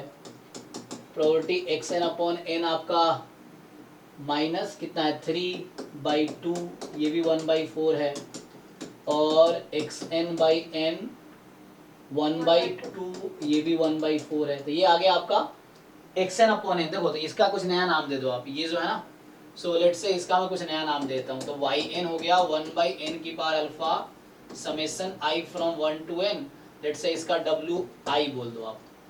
So this converges in probability to w। n को मैंने मतलब जोड़ के लिखा था, तो उसका वैल्यू n/i आ रहा है। अरे रुको, तुम यहाँ तुम कुछ भी लिखते हो, यहाँ देखो, तो मैंने wi का नाम दिया xi बाई कितना i, ठीक। तो इसकी जो सपोर्ट है वो है 1 -1 -3/2 और +1/2, राइट, तो +1/2। तो यहाँ से अगर आपसे पूछे what is the mean of w, मतलब इन चारों पॉइंट पे 1/4 प्रोबेबिलिटी है ना, तो इसका मीन क्या है w का,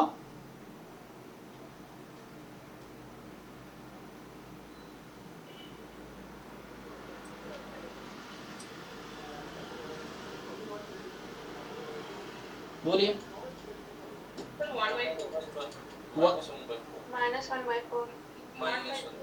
ठीक है ना, तो 1/8 कट जाएगा, और यहाँ पे 3/4 इंटू, इसको ऐड कर लो, जस्ट ऐड कर लो इंटू 1/4, तो ये तो 0 ही हो जाएगा। 1/2 - 3/2 -1 इंटू 1/4 हो गया। तो इसका मतलब ये है कि अगर यहाँ से हम ये देखें कि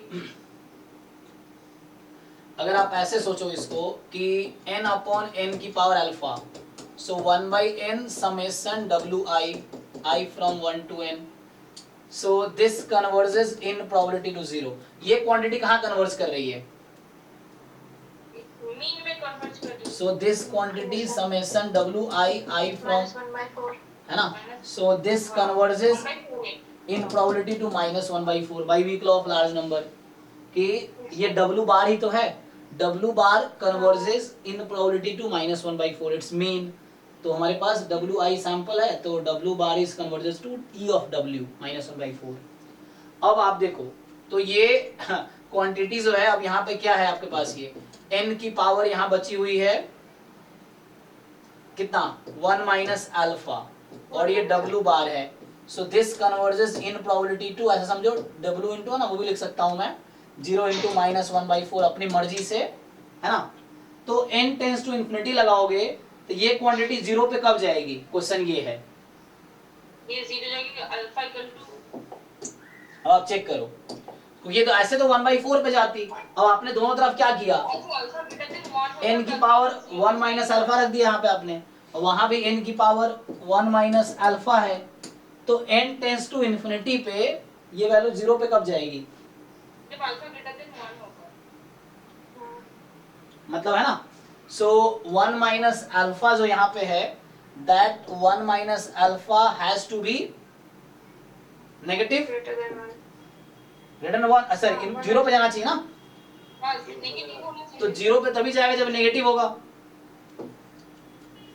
है ना. अगर अल्फा 1 हुआ तो ये आंसर -1/4 हो गया. अल्फा आपने 1 रखा सपोज, सो दिस वैल्यू -1/4 ही हो जाएगी. तो वो जीरो कब होगी, क्वेश्चन ये है जब 1 माइनस अल्फा नेगेटिव होगी. तो alpha has to be more than 1. Check कर लीजिए.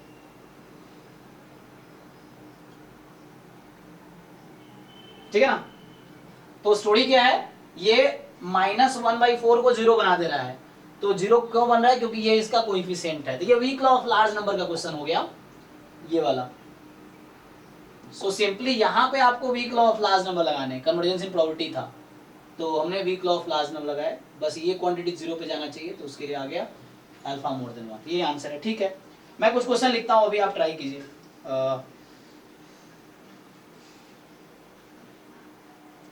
लिखो. क्वेश्चन ये है कि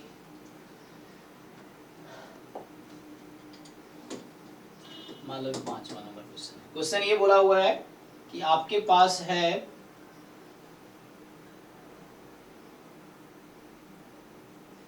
कि let x1 x2 up to xn be a sequence of random variable from normal 0 1. ठीक.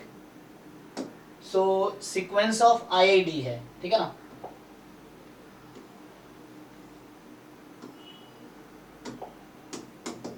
मान लो ऐसा है IID फ्रॉम 0 1. अब आपसे क्या पूछ रहा है, तो UN डिफाइन किया 1/√n टाइम x1 से लेके xn तक. VN डिफाइन किया 1/n x1 स्क्वायर से लेके xn स्क्वायर तक. और WN डिफाइन किया UN अपॉन VN. ये सब आपको डिफाइन किया हुआ है. अब आपसे पूछ रहा है कि देन, तो ऑप्शंस है इसके बाद. देन पहला option UN converges in distribution to normal 0 1. मतलब समझ रहा है वो बात वही. अगर मैं लिख दूं कि टू Z where Z, इसको फिर नॉर्मल फिर इसको सेंट्रल लिमिट थ्योरम लगाना पड़ेगा क्या? अब तुम जैसे करो, तुम्हारी मर्जी है. और VN converges in distribution to 1. और आपसे पूछ रहा है यहाँ पे कि UN upon VN converges in distribution to Z. Z वही है where Z is normal 0 1. and option D UN into VN converges in distribution to Z. Actually ये जो थ्योरम क्वेश्चन मैं लिख रहा हूँ ये उसका है, स्लट्सकी लेमा पे बेस्ड है. मैं पहले ही बता देता हूँ, है ना. उसका उसमें जो भी रिजल्ट थे स्लट्सकी लेमा में कन्वर्जेंस इन डिस्ट्रीब्यूशन का था. तो ये स्लट्सकी लेमा पे है, हिंट के लिए. अब ट्राई करो. अब तो ये स्लट्सकी लेमा आप देख लो क्या है, और उस पे बेस्ड ये क्वेश्चन है. आप ट्राई करके देखो. Where Z is normal 0 1. ठीक. या ये ना ही लिखो, मैं सीधा सीधा Z पहले ही डिफाइन कर दूं. And we know Z belong, है ना, Z इज नॉर्मल 0 1. तो बताओ क्या सही है. सर पहला तो सही है. सर पहला ठीक है. बाकी पहला वाला सही है सर. और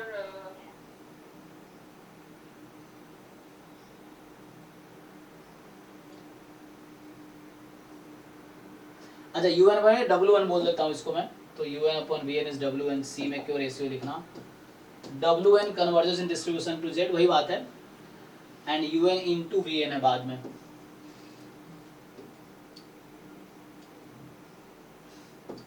मान लो ये TN है, UN इनटू VN, और मैं इसको TN कह देता हूँ इस तरीके से. चलिए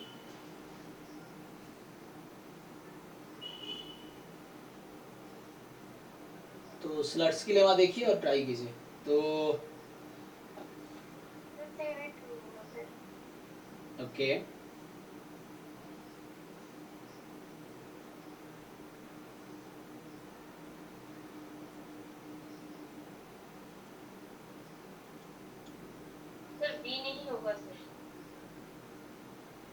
बी नहीं होगा, ओके।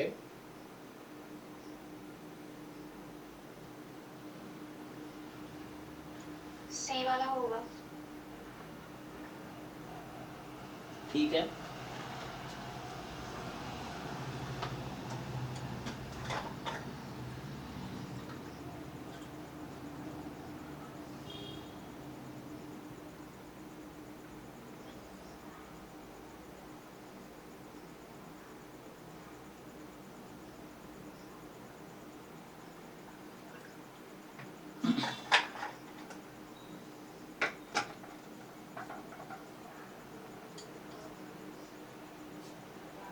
चारों सही है। देखो मैं प्रूव करता हूँ तो सर सी सही होगा सर, हाँ चारों सही है। देखो अब और हाँ डी भी सही होगा। हाँ So- सर सही है। ठीक है ना, देखिए तो स्लट्सकी हमारी कह रहा था कि xn converges in distribution to x and yn converges in probability to a constant, ठीक। Then xn plus yn converges in distribution to आपके पास जो था लाइक x प्लस कांस्टेंट जो k मान लो x plus k, xn minus yn converges in distribution to x minus k, xn into yn converges in distribution to x into k and xn upon k converges in distribution to x upon k, xn upon yn। तो simple है कि जो भी algebra है addition, subtraction और multiplication या division, so that will simply converge in distribution to corresponding values. तो है ना, हालांकि ये अगर इसको मैं ये लिख देता तो भी कोई गलत थोड़ी, ये भी तो सही है ना, बात तो बराबर ही है, क्योंकि ये इफ एंड ओनली इफ होता है ना। अगर कोई रैंडम वेरिएबल इन डिस्ट्रीब्यूशन किसी कांस्टेंट पे जा रही है तो वो इफ एंड ओनली इफ है कि इन प्रोबेबिलिटी पे जाएगी, तो थ्योरम था। तो अगर मैं ये ऑप्शन लिखता तो भी कोई गलत नहीं था, मतलब बात बराबर ही है। So this statement Vn converges in distribution to 1 if and only Vn converges in probability to 1, क्योंकि ये if and only if theorem है। तो अब देख लो, तो un का सिंपली हम लोग डिस्ट्रीब्यूशन निकाल सकते हैं ना। तो जो समेशन है simply if you see x1 x2 up to xn, तो ईच xi नॉर्मल 0 1 है, तो ये तो सिंपली नॉर्मल 0 n हो गया। अब इसका रूट n जैसे ले लिया आपने 1/√n, तो कोई बात नहीं, ये समेशन xi है। हाँ थोड़ा जोर से बोलो, आवाज नहीं आ रही आपकी। सर जो बी वाला ऑप्शन है, बी वाला, हाँ उसमें जो आपने कन्वर्जेंस इन प्रोबेबिलिटी तो डिस्ट्रीब्यूशन तो होगा, अदरवाइज पहले आपने लिखा था तो पहले कैसे ट्रू होता? Vn convergence in distribution to 1, क्योंकि Vn में तो वीक लाप्लास नंबर लगेगा।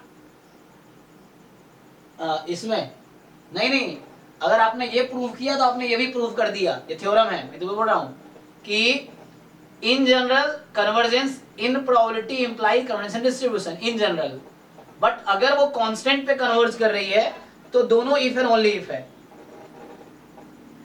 ओके सर, वही Vn जो है कन्वर्जेंस इन डिस्ट्रीब्यूशन कैसे हो रहा है? हाँ तो मैं प्रूव करूंगा अभी, देखिए ट्राई करते हैं। तो अब मैं ट्राई करता हूँ। देखो तो यहाँ से क्या होगा, un का जो डिस्ट्रीब्यूशन है वो नॉर्मल 0 1 होगा, चेक कर लो आप लोग, ठीक है ना। un का खुद डिस्ट्रीब्यूशन नॉर्मल 0 1 है, तो कोई प्रॉब्लम तो है ही नहीं।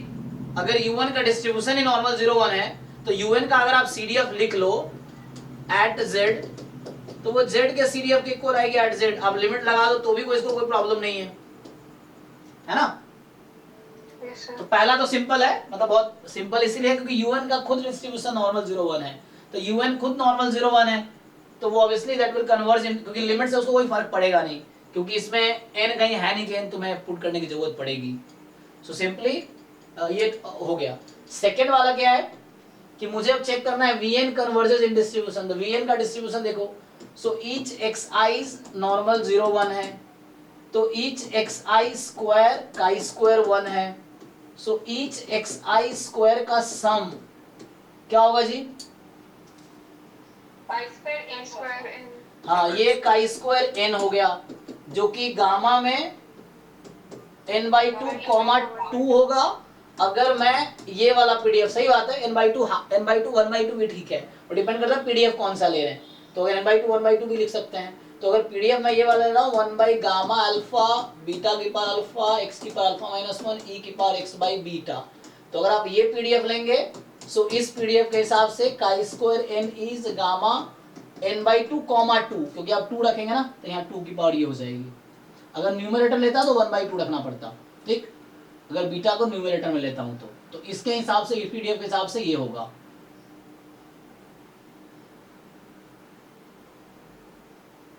ठीक है, चलो तो अब आपको यहाँ अभी तो मैंने कहा समेशन एक्सरसाइज को, लेकिन ये क्या दे रखा है अपॉन एन भी है। तो अब बताओ 1/n इसी थ्योरम से, इसी के हिसाब से 1/n समेशन xi स्क्वायर ये क्या फॉलो करेगी, काई स्क्वायर एन है ना, तो कांस्टेंट मल्टीप्लाई करने से क्या इफेक्ट पड़ता है, तो तुम ट्रांसफॉर्मेशन भी कर सकते हो। ये मान लो w है तो w/n, तो ये बनेगा तुम्हारा n/2 और 2/n बन जाएगा। दैट अगर इस पीडीएफ में है ना, अगर ये मान लो गामा अल्फा बीटा है तो अगर आप kx निकाल रहे हो ना तो kx बनेगा alpha comma k beta, simple. क्या क्या बनेगा ना, हाँ। सो अगर मैं यहाँ बोल रहा हूँ इस पीडीएफ में क्या है कि x is gamma alpha comma beta, तो k time x will have distribution gamma alpha comma k beta, simple. ये थ्योरम आप ये याद रख सकते हो अकॉर्डिंग टू दिस पीडीएफ कि x has gamma alpha beta then kx has gamma alpha comma k beta, beta में k multiply होगा। तो ये यहाँ पे 1/n मेरा k है क्योंकि ये काई स्क्वायर n ऑलरेडी था, मतलब गामा n/2 2 था, k से मल्टीप्लाई करोगे तो 2/n हो गया। ओके, अब आपको क्या करना है, तो मैंने इसका डिस्ट्रीब्यूशन निकाल लिया, ये मेरा क्या है, ये मेरा vn है, राइट। तो vn का डिस्ट्रीब्यूशन आ गया n/2 2/n। अब मुझे प्रूफ करना है converges in distribution to what, है ना, तो डायरेक्टली काम कर सकते थे। ये कहाँ कन्वर्ज करेगी, उतना करने की जरूरत थी, हाँ ठीक है चलो। तो आपने weak law of large number सबने पढ़ा है, अच्छा नहीं तो वीक लॉ, हाँ ठीक है, सीधा weak law of large number लगाओ, क्या दिक्कत है। तो i बराबर 1 to n, अगर मैं ये भी प्रूफ कर देता हूँ तो ये आ जाएगी, ये प्रूफ करूंगा ये आ जाएगी, इफ एंड ओनली इफ है, कांस्टेंट पे कन्वर्ज कर रही है तो इफ एंड ओनली इफ है, डिस्ट्रीब्यूशन और probability convergence if and only if है। तो अगर मैं इसको देखूं कि xi square this converges in probability to what,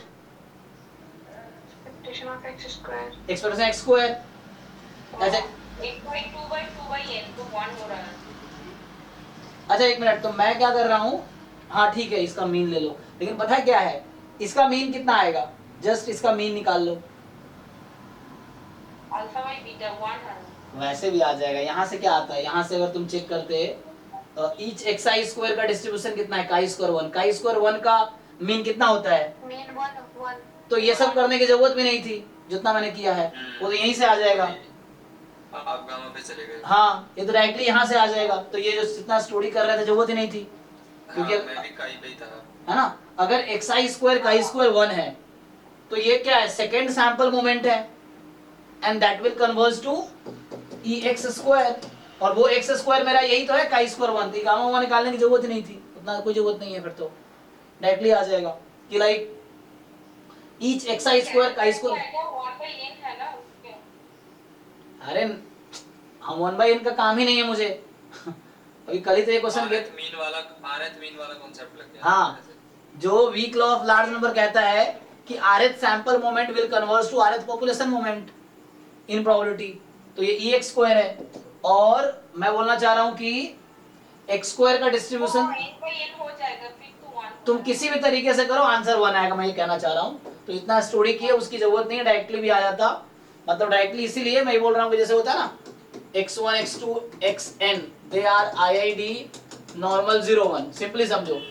तो हम कल भी ये क्वेश्चन डायरेक्टली गेट में पहले भी आया हुआ है, तो this quantity will converge in probability to ex square, और यहाँ से नॉर्मल 0 1 में x स्क्वायर क्या आएगा, क्योंकि वेरिएंस तो 1 है तो ex स्क्वायर 1 आ जाएगी, तो डायरेक्टली आ गया, मतलब इतना करना ही नहीं, एक लाइन में ही आ गया बी ऑप्शन वाला। अब ये जब हो गया तो ये भी हो गया, सो फर्स्ट लाइन काफी है, जो टॉप में लिखा है ना वो टॉप लाइन एनफ है बी ऑप्शन के लिए। जैसे कि बीए में डायरेक्ट एक्सपेक्टेशन लगा है वो हाँ हो गया, बना के सो वैसे ही डायरेक्टली आ गया ये। और एक कांस्टेंट है, जोर से बोलो आपकी आवाज नहीं आ रही है। सर मैं ये कह रही थी कि अभी Vn कन्वर्जेस इन प्रोबेबिलिटी है तो if and only if distribution हो जाएगा। जैसे पहले जो आपने लिखा था Vn कन्वर्जेस डिस्ट्रीब्यूशन टू 1, मतलब if and only if condition जब नहीं थी तो वो नहीं होता ना। हाँ तब नहीं होता, तब कुछ और सोचते हैं हम, तब भी तरीका है। तब एक्चुअली जहां से मैंने क्वेश्चन उठाया उस बुक में ऐसे प्रूफ किया हुआ है, तो वो मैं लगा रहा था, उसका मैं देखता हूँ ना, उन्होंने आई थिंक ऐसे ही प्रूफ किया है। तो क्यों लगाना उसका तरीका, हम तो अपने तरीके से कर सकते हैं। इसने क्या प्रूफ किया है, इसने प्रूफ किया हुआ है, हाँ इसने क्या किया कि डिस्ट्रीब्यूशन निकाल लिया, ओके। और इसने क्या किया, अच्छा इसने लगाए हैं वो क्या बोलते हैं, चेबीशेव इनइक्वालिटी। तो जैसे तुम कह रहे हो डायरेक्टली ये प्रूफ करना है, तो ये चेबीशेव इनइक्वालिटी से आ जाएगी। कैसे आएगी, तो व्हाट दे डिड, क्योंकि हमको डिस्ट्रीब्यूशन फंक्शन लिखना चाहेंगे अच्छा। तो वो लेस देन उस फॉर्म में रहेगा नहीं ना। ये भी कन्वेंशन प्रोबेबिलिटी ही दिखा रहा है, छोड़ो। तो बात वही है, यहाँ यूज करना आसान है। अच्छा थ्योरम की रिक्वायरमेंट एक्चुअली ये है, ठीक है। एक्चुअली तुम दिखाओ किसी भी तरीके से करो यार, वही आएगा। तुम CDF निकाल के n टेंड्स टू इंफिनिटी लगाओ, आ सकता है एट द एंड वन ही आएगा। एनीवे एक्चुअली जो स्लट्सकी लेमा है उसकी रिक्वायरमेंट क्या है, रिक्वायरमेंट तो ये होती है ना Vn की, yes sir. xn plus yn। तो जो yn जिस कांस्टेंट पे कन्वर्ज कर रही है, तो रिक्वायरमेंट है कन्वर्जेंस इन प्रोबेबिलिटी की एक्चुअली वहां पे। वो तो ऑप्शन बनाने के लिए उसने डिस्ट्रीब्यूशन पूछ लिया क्योंकि वो तो इम्प्लाई करेगा। हाँ तो इसलिए हमने घुमाने के लिए पूछ लिया आपसे, वरना ये ऑप्शन देते तो डायरेक्टली आप इससे कर लेते। अब ये ऐसा हो गया, तो दिस गारंटीज दैट, वो थ्योरम गारंटी करता है कि अगर कोई सीक्वेंस है ना Tn converted to in probability to constant, तो that will also converge in distribution to that, तो कोई दिक्कत नहीं है इन डिस्ट्रीब्यूशन टू 1, तो ओके है। विदाउट यूजिंग दिस लेमा तो कर सकते हैं। अरे कई सारे तरीके हो सकते हैं, मतलब चूंकि हम ये कर रहे हैं, हाँ सर ऐसे क्वेश्चन जब आएंगे कि और लिमिट जो दिया हुआ होता है तो हम इसमें सेंट्रल लिमिट थ्योरम भी अप्लाई करके तो कर सकते हैं। यस आप वो भी सोच सकते हैं। क्या है इसलिए तो यहाँ से आप कर सकते हैं ना, ये Vn है। अगर मैं वैसे सोचूं Vn माइनस, इसका मीन कितना है, यहाँ से आएगा अल्फा बीटा 1 अपॉन वेरिएंस निकाल लो कुछ, और राइट साइड में क्या आएगी, convergence in distribution to what. लेकिन प्रॉब्लम ये है कि इसका वेरिएंस क्या आता है, सर ये अल्फा इनटू बीटा स्क्वायर। हाँ चेक करो, n टेंस इनफिनिटी में क्या हो जाएगी, वो 0 हो जाएगी एक्चुअली। और वेरिएंस 0 होने का क्या मतलब है, देखो मैं डायरेक्टली ये प्रूफ, अब तुमने बता ही दिया, देखो डायरेक्टली ये भी प्रूफ हो जाएगा, यहाँ से चेक करो, देखो ध्यान से। सो अगर डायरेक्टली आपको ये प्रूफ करना है, ये नहीं यूज करना, डायरेक्टली करना तो भी आ जाएगा। यहाँ तक तय है, जाएगा कंसिस्टेंसी के। अरे मत जाओ कंसिस्टेंसी। देखो यहाँ पे Vn माइनस 1, तुम्हें सेंट्रल लिमिट थ्योरम का स्टेटमेंट पता है ना, क्या कहता है वो, x bar minus mu by root n, ये कहाँ कन्वर्ज करती है, डिस्ट्रीब्यूशन टू, नॉर्मल 0 हाँ ये यूज कर दो, नॉट 0 1 नहीं, 0 सिग्मा स्क्वायर, 0 1 नहीं ना, यहाँ सिग्मा नहीं लिखा मैंने, हां सर आ गया सर बोलिए। तो इससे आ जाएगा। देखो अब तो Vn माइनस मीन इसका 1 है, और यहाँ रूट n लगाओ, तो ये कहाँ जाएगी, नॉर्मल, और ये क्या आएगा बताओ जरा तुम,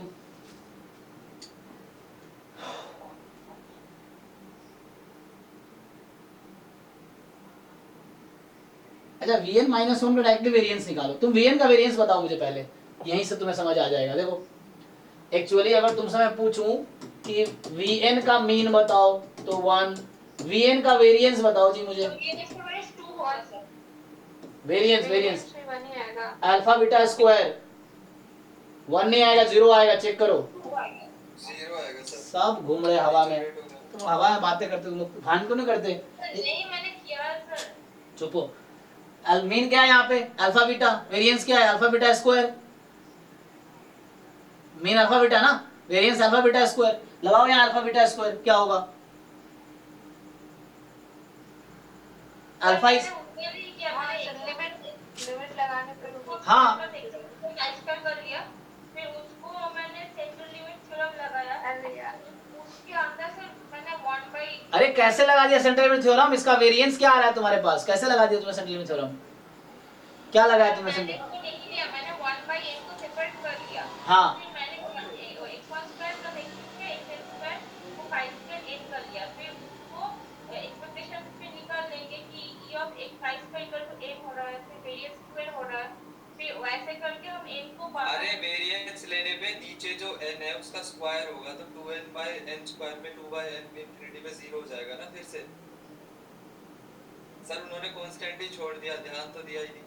जो भी है देखो, तुम कहने का मतलब ये वेरिएंस ऑफ 0 आएगा तो n टेंस इनफिनिटी पे, ठीक है ना। और इसका मतलब ये है कि vn डीजेनरेट है, मतलब vn converges in distribution to 1, क्योंकि डिस्ट्रीब्यूशन में n टेंस इनफिनिटी भी तो लगानी है। चेक करो, ये मैं ये बात कर रहा हूँ limit n tends infinity variance vn की। vn का एसिम्प्टोटिक डिस्ट्रीब्यूशन क्या होगा? vn का एसिम्प्टोटिक डिस्ट्रीब्यूशन क्या होगा? इसका मीन आएगा 0, सॉरी मीन आया 1 और वेरिएंस आया 0। तो इसका क्या मतलब है? किसी नॉर्मल रैंडम वेरिएबल का वेरिएंस 0 होने का क्या मतलब है? डिजनरेट होगा। तो उस केस में डिजेनरेट हो जाएगा। ये चेक करो तुम, 1 पे कन्वर्ज करेगी। अगर n टेंस टू इनफिनिटी लगाओगे ना, so that will converge in distribution to 1।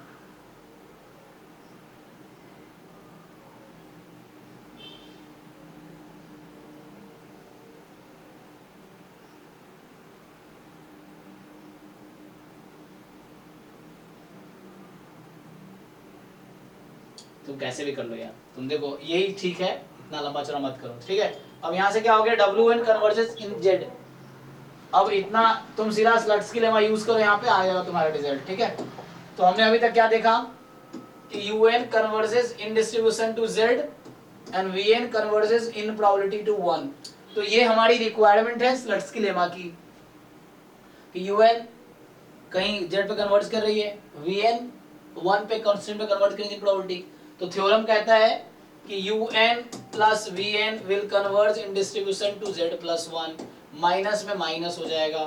फिर थ्योरम ही कहता है ये में भी मल्टीप्लाई हो जाएगा। This will converge to z, this upon this will converge to z। हो गया, ठीक है। तो देख लीजिए सी डी सब ट्रू हो गया, सी और डी। एक और क्वेश्चन ट्राई करो, देखो किसी को डाउट है इसमें अभी भी?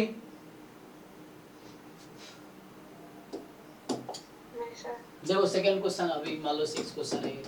यहाँ पे ये बोला हुआ है कि आपके पास कि let x1 x2 dot dot dot xn are IID normal 0 1, ठीक। और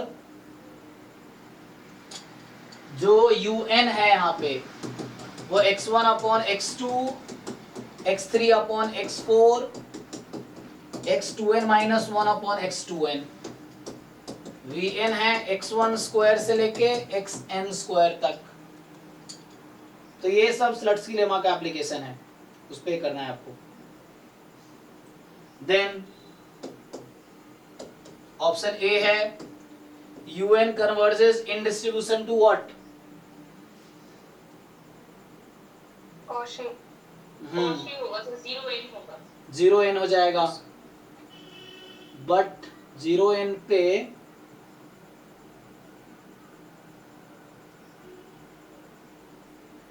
सीडीएफ क्या आएगी इसकी?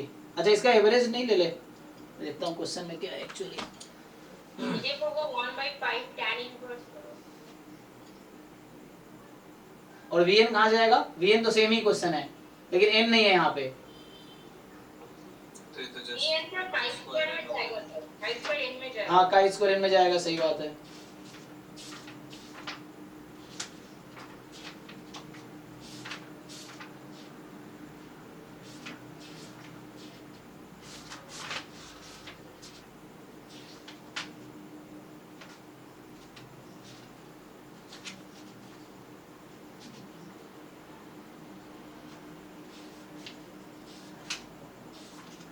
चेक करता हूँ क्वेश्चन क्या है एक्चुअली, करेक्ट क्वेश्चन क्या है।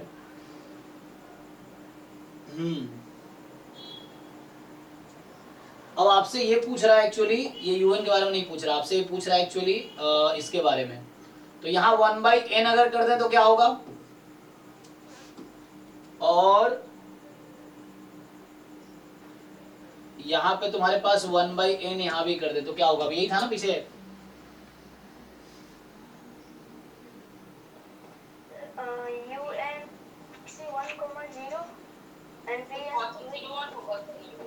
है ना, तो क्वेश्चन मेनली ये है, ठीक है, ऑप्शन ए। अब चेक करो, un converges in distribution to Cauchy 1 0 या 0 1 लिखता हूं मैं, वही बात है, और vn converges in distribution to 1 जैसे अभी किया था, and see un into vn कहाँ कन्वर्ज करेगी, फिर से वही Cauchy 0 1 standard Cauchy, and d,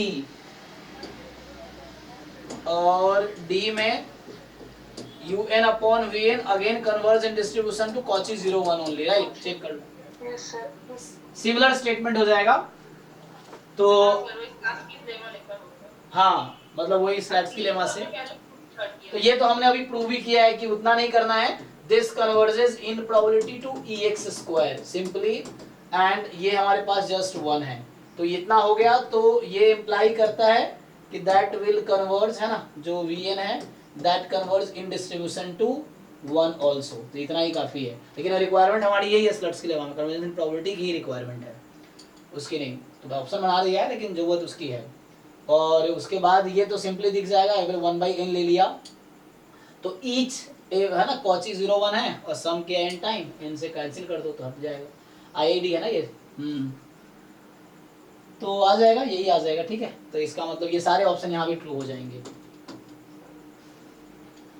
ठीक है। अभी आपको कुछ प्रॉब्लम, अच्छा असाइनमेंट है ना, लिमिट थ्योरम पर ट्राई करते हैं। तो अभी हमने थ्योरी में क्या क्या किया है एक डिस्कस किया, हालांकि बहुत सारे थ्योरम अभी और हैं, रिजल्ट्स बहुत सारे इसमें हैं एटलीस्ट ना। बाकी सेंट्रल लिमिट थ्योरम पता ही आपको, डेल्टा मेथड एग्जाम में ही बता दिया था हमने कि डेल्टा लिमिट मेथड कुछ खास है नहीं, है ना।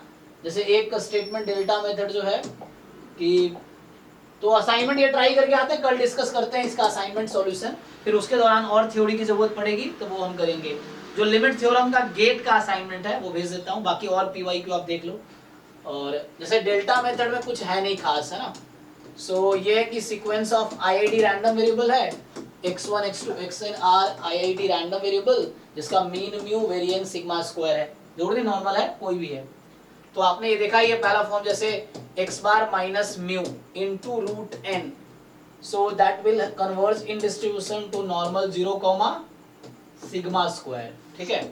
एंड दूसरा root n g of x bar minus g of mu, g is a differentiable function, ठीक है। सो यहाँ पे g जो है इज अ डिफरेंशिएबल फंक्शन, तभी तो डेरिवेटिव एग्जिस्ट करेगा, डिफरेंशिएबल फंक्शन। तो this will converge in distribution to normal 0 dash mu का स्क्वायर इनटू सिग्मा स्क्वायर। हाँ, वो सैंपल का जो वेरिएंस था। तो ये है, तो इसमें भी जैम में कई सारे, गेट में क्वेश्चन आए, जैम में नहीं, गेट में बहुत सारे आए हैं। तो यहाँ बस क्या, gx बराबर x हो गया, पहले फॉर्म में क्या हो रहा है, gx is equal to x, तो x का डेरिवेटिव क्या होता है 1, तो x का डेरिवेटिव 1, तो ये 1 हो गया, तो ये आ गया स्पेशल केस, इस तरह से। अदरवाइज है ना, वो तो वही चीज है, तो ये आप यूज कर सकते हैं। तो थ्योरी हमने रफली डिस्कस कर लिया ऑलमोस्ट सब।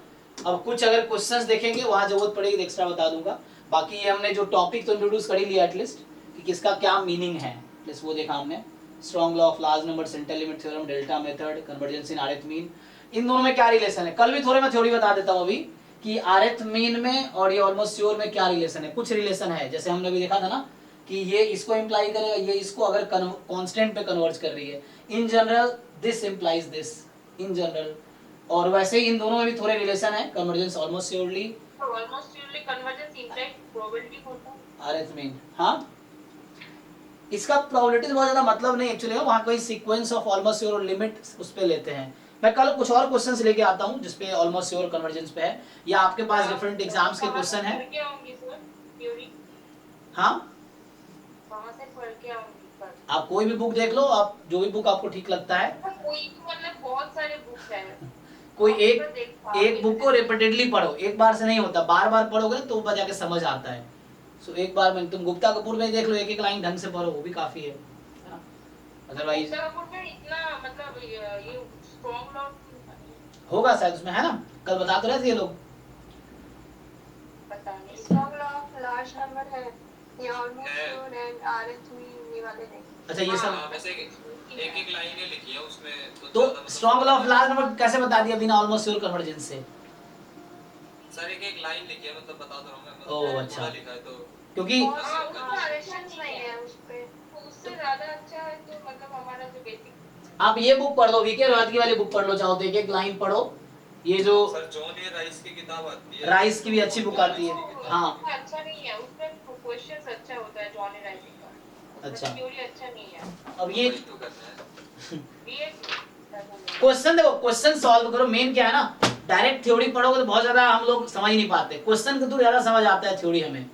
जैसे अभी हमने अप्लाई किया स्लट्स के लिए, वहाँ पहले थ्योरम लिखे, 2 क्वेश्चन किया तो आपको एटलीस्ट समझ आएगा कैसे यूज हो रहा है, तो उसके थ्रू हमें थ्योरम भी इजीली समझ आ जाता है। अच्छा यहाँ पे ये रेस्ट्रिक्शन है, ये कंडीशन है। क्वेश्चंस अच्छा है। हाँ तो कोई भी, ये तो कैसेला बर्गर देख लो, ये वीके रॉयतकी में ठीक है, मुझे वो ठीक लगता है वीके रॉयतकी की बुक, लेकिन उनमें बहुत लैंग्वेज वैसा है, तुम देख लो समझ आता है तो ये है।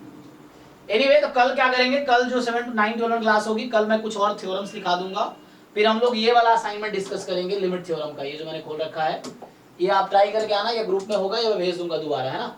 तो ये गेट का लिमिट थ्योरम का क्वेश्चंस हैं, इस पे कुछ है ना, चलो ये खुलने में ये टाइम ऑप्शन जैम वाले टाइम पे भेजा था। हाँ जैम में भी भेजा था, लेकिन तब हम ऑलमोस्ट श्योर वाला क्वेश्चन इग्नोर कर रहे थे जैम के टाइम पे ना, हाँ बस वही। हाँ तो अभी हम वो बाकी करेंगे मेथड वाले किए थे सर। जी। बाकी सारे आप कड़ी बार ऑलमोस्ट श्योर वाले छोड़ दिए थे, आरिथमीन वाले छोड़ दिए थे, तो हाँ जिन जिन क्वेश्चन में आरिथमीन है, ऑलमोस्ट श्योर कन्वर्जेंस से आप ट्राई कीजिए, फिर कल हम डिस्कस करते हैं, ये है ठीक है ना। चलिए कल मिलते हैं फिर 9 से 11, थैंक यू लिखते हैं सर जी। आईसी एक नोटेशन यूज कर रहा था आईसी, मतलब मैंने किसी और नोट से देखा था वो आईआईटी का कोई चेक करना है, आई ओ जैसे इनफिनिटली ऑफन होता है, वो एक्सप्लेन किया होगा क्या मतलब है उसका। आईटी मतलब वो सर इलेक्ट्रिकल इंजीनियरिंग डिपार्टमेंट में वो आईआईटी से कोई नोट्स देखा था मैंने, I.C आया हाँ तो इनफिनाइट पॉइंट होगा, ऐसा हो सकता है, जैसे इनफिनिटली ऑफन मैं लिखता हूँ, इनफिनिटली मेनी पॉइंट्स होगा, इसलिए लिख रहा होगा ऐसा कुछ, ये हो सकता है। ठीक है, thank you, good night. Thank you sir.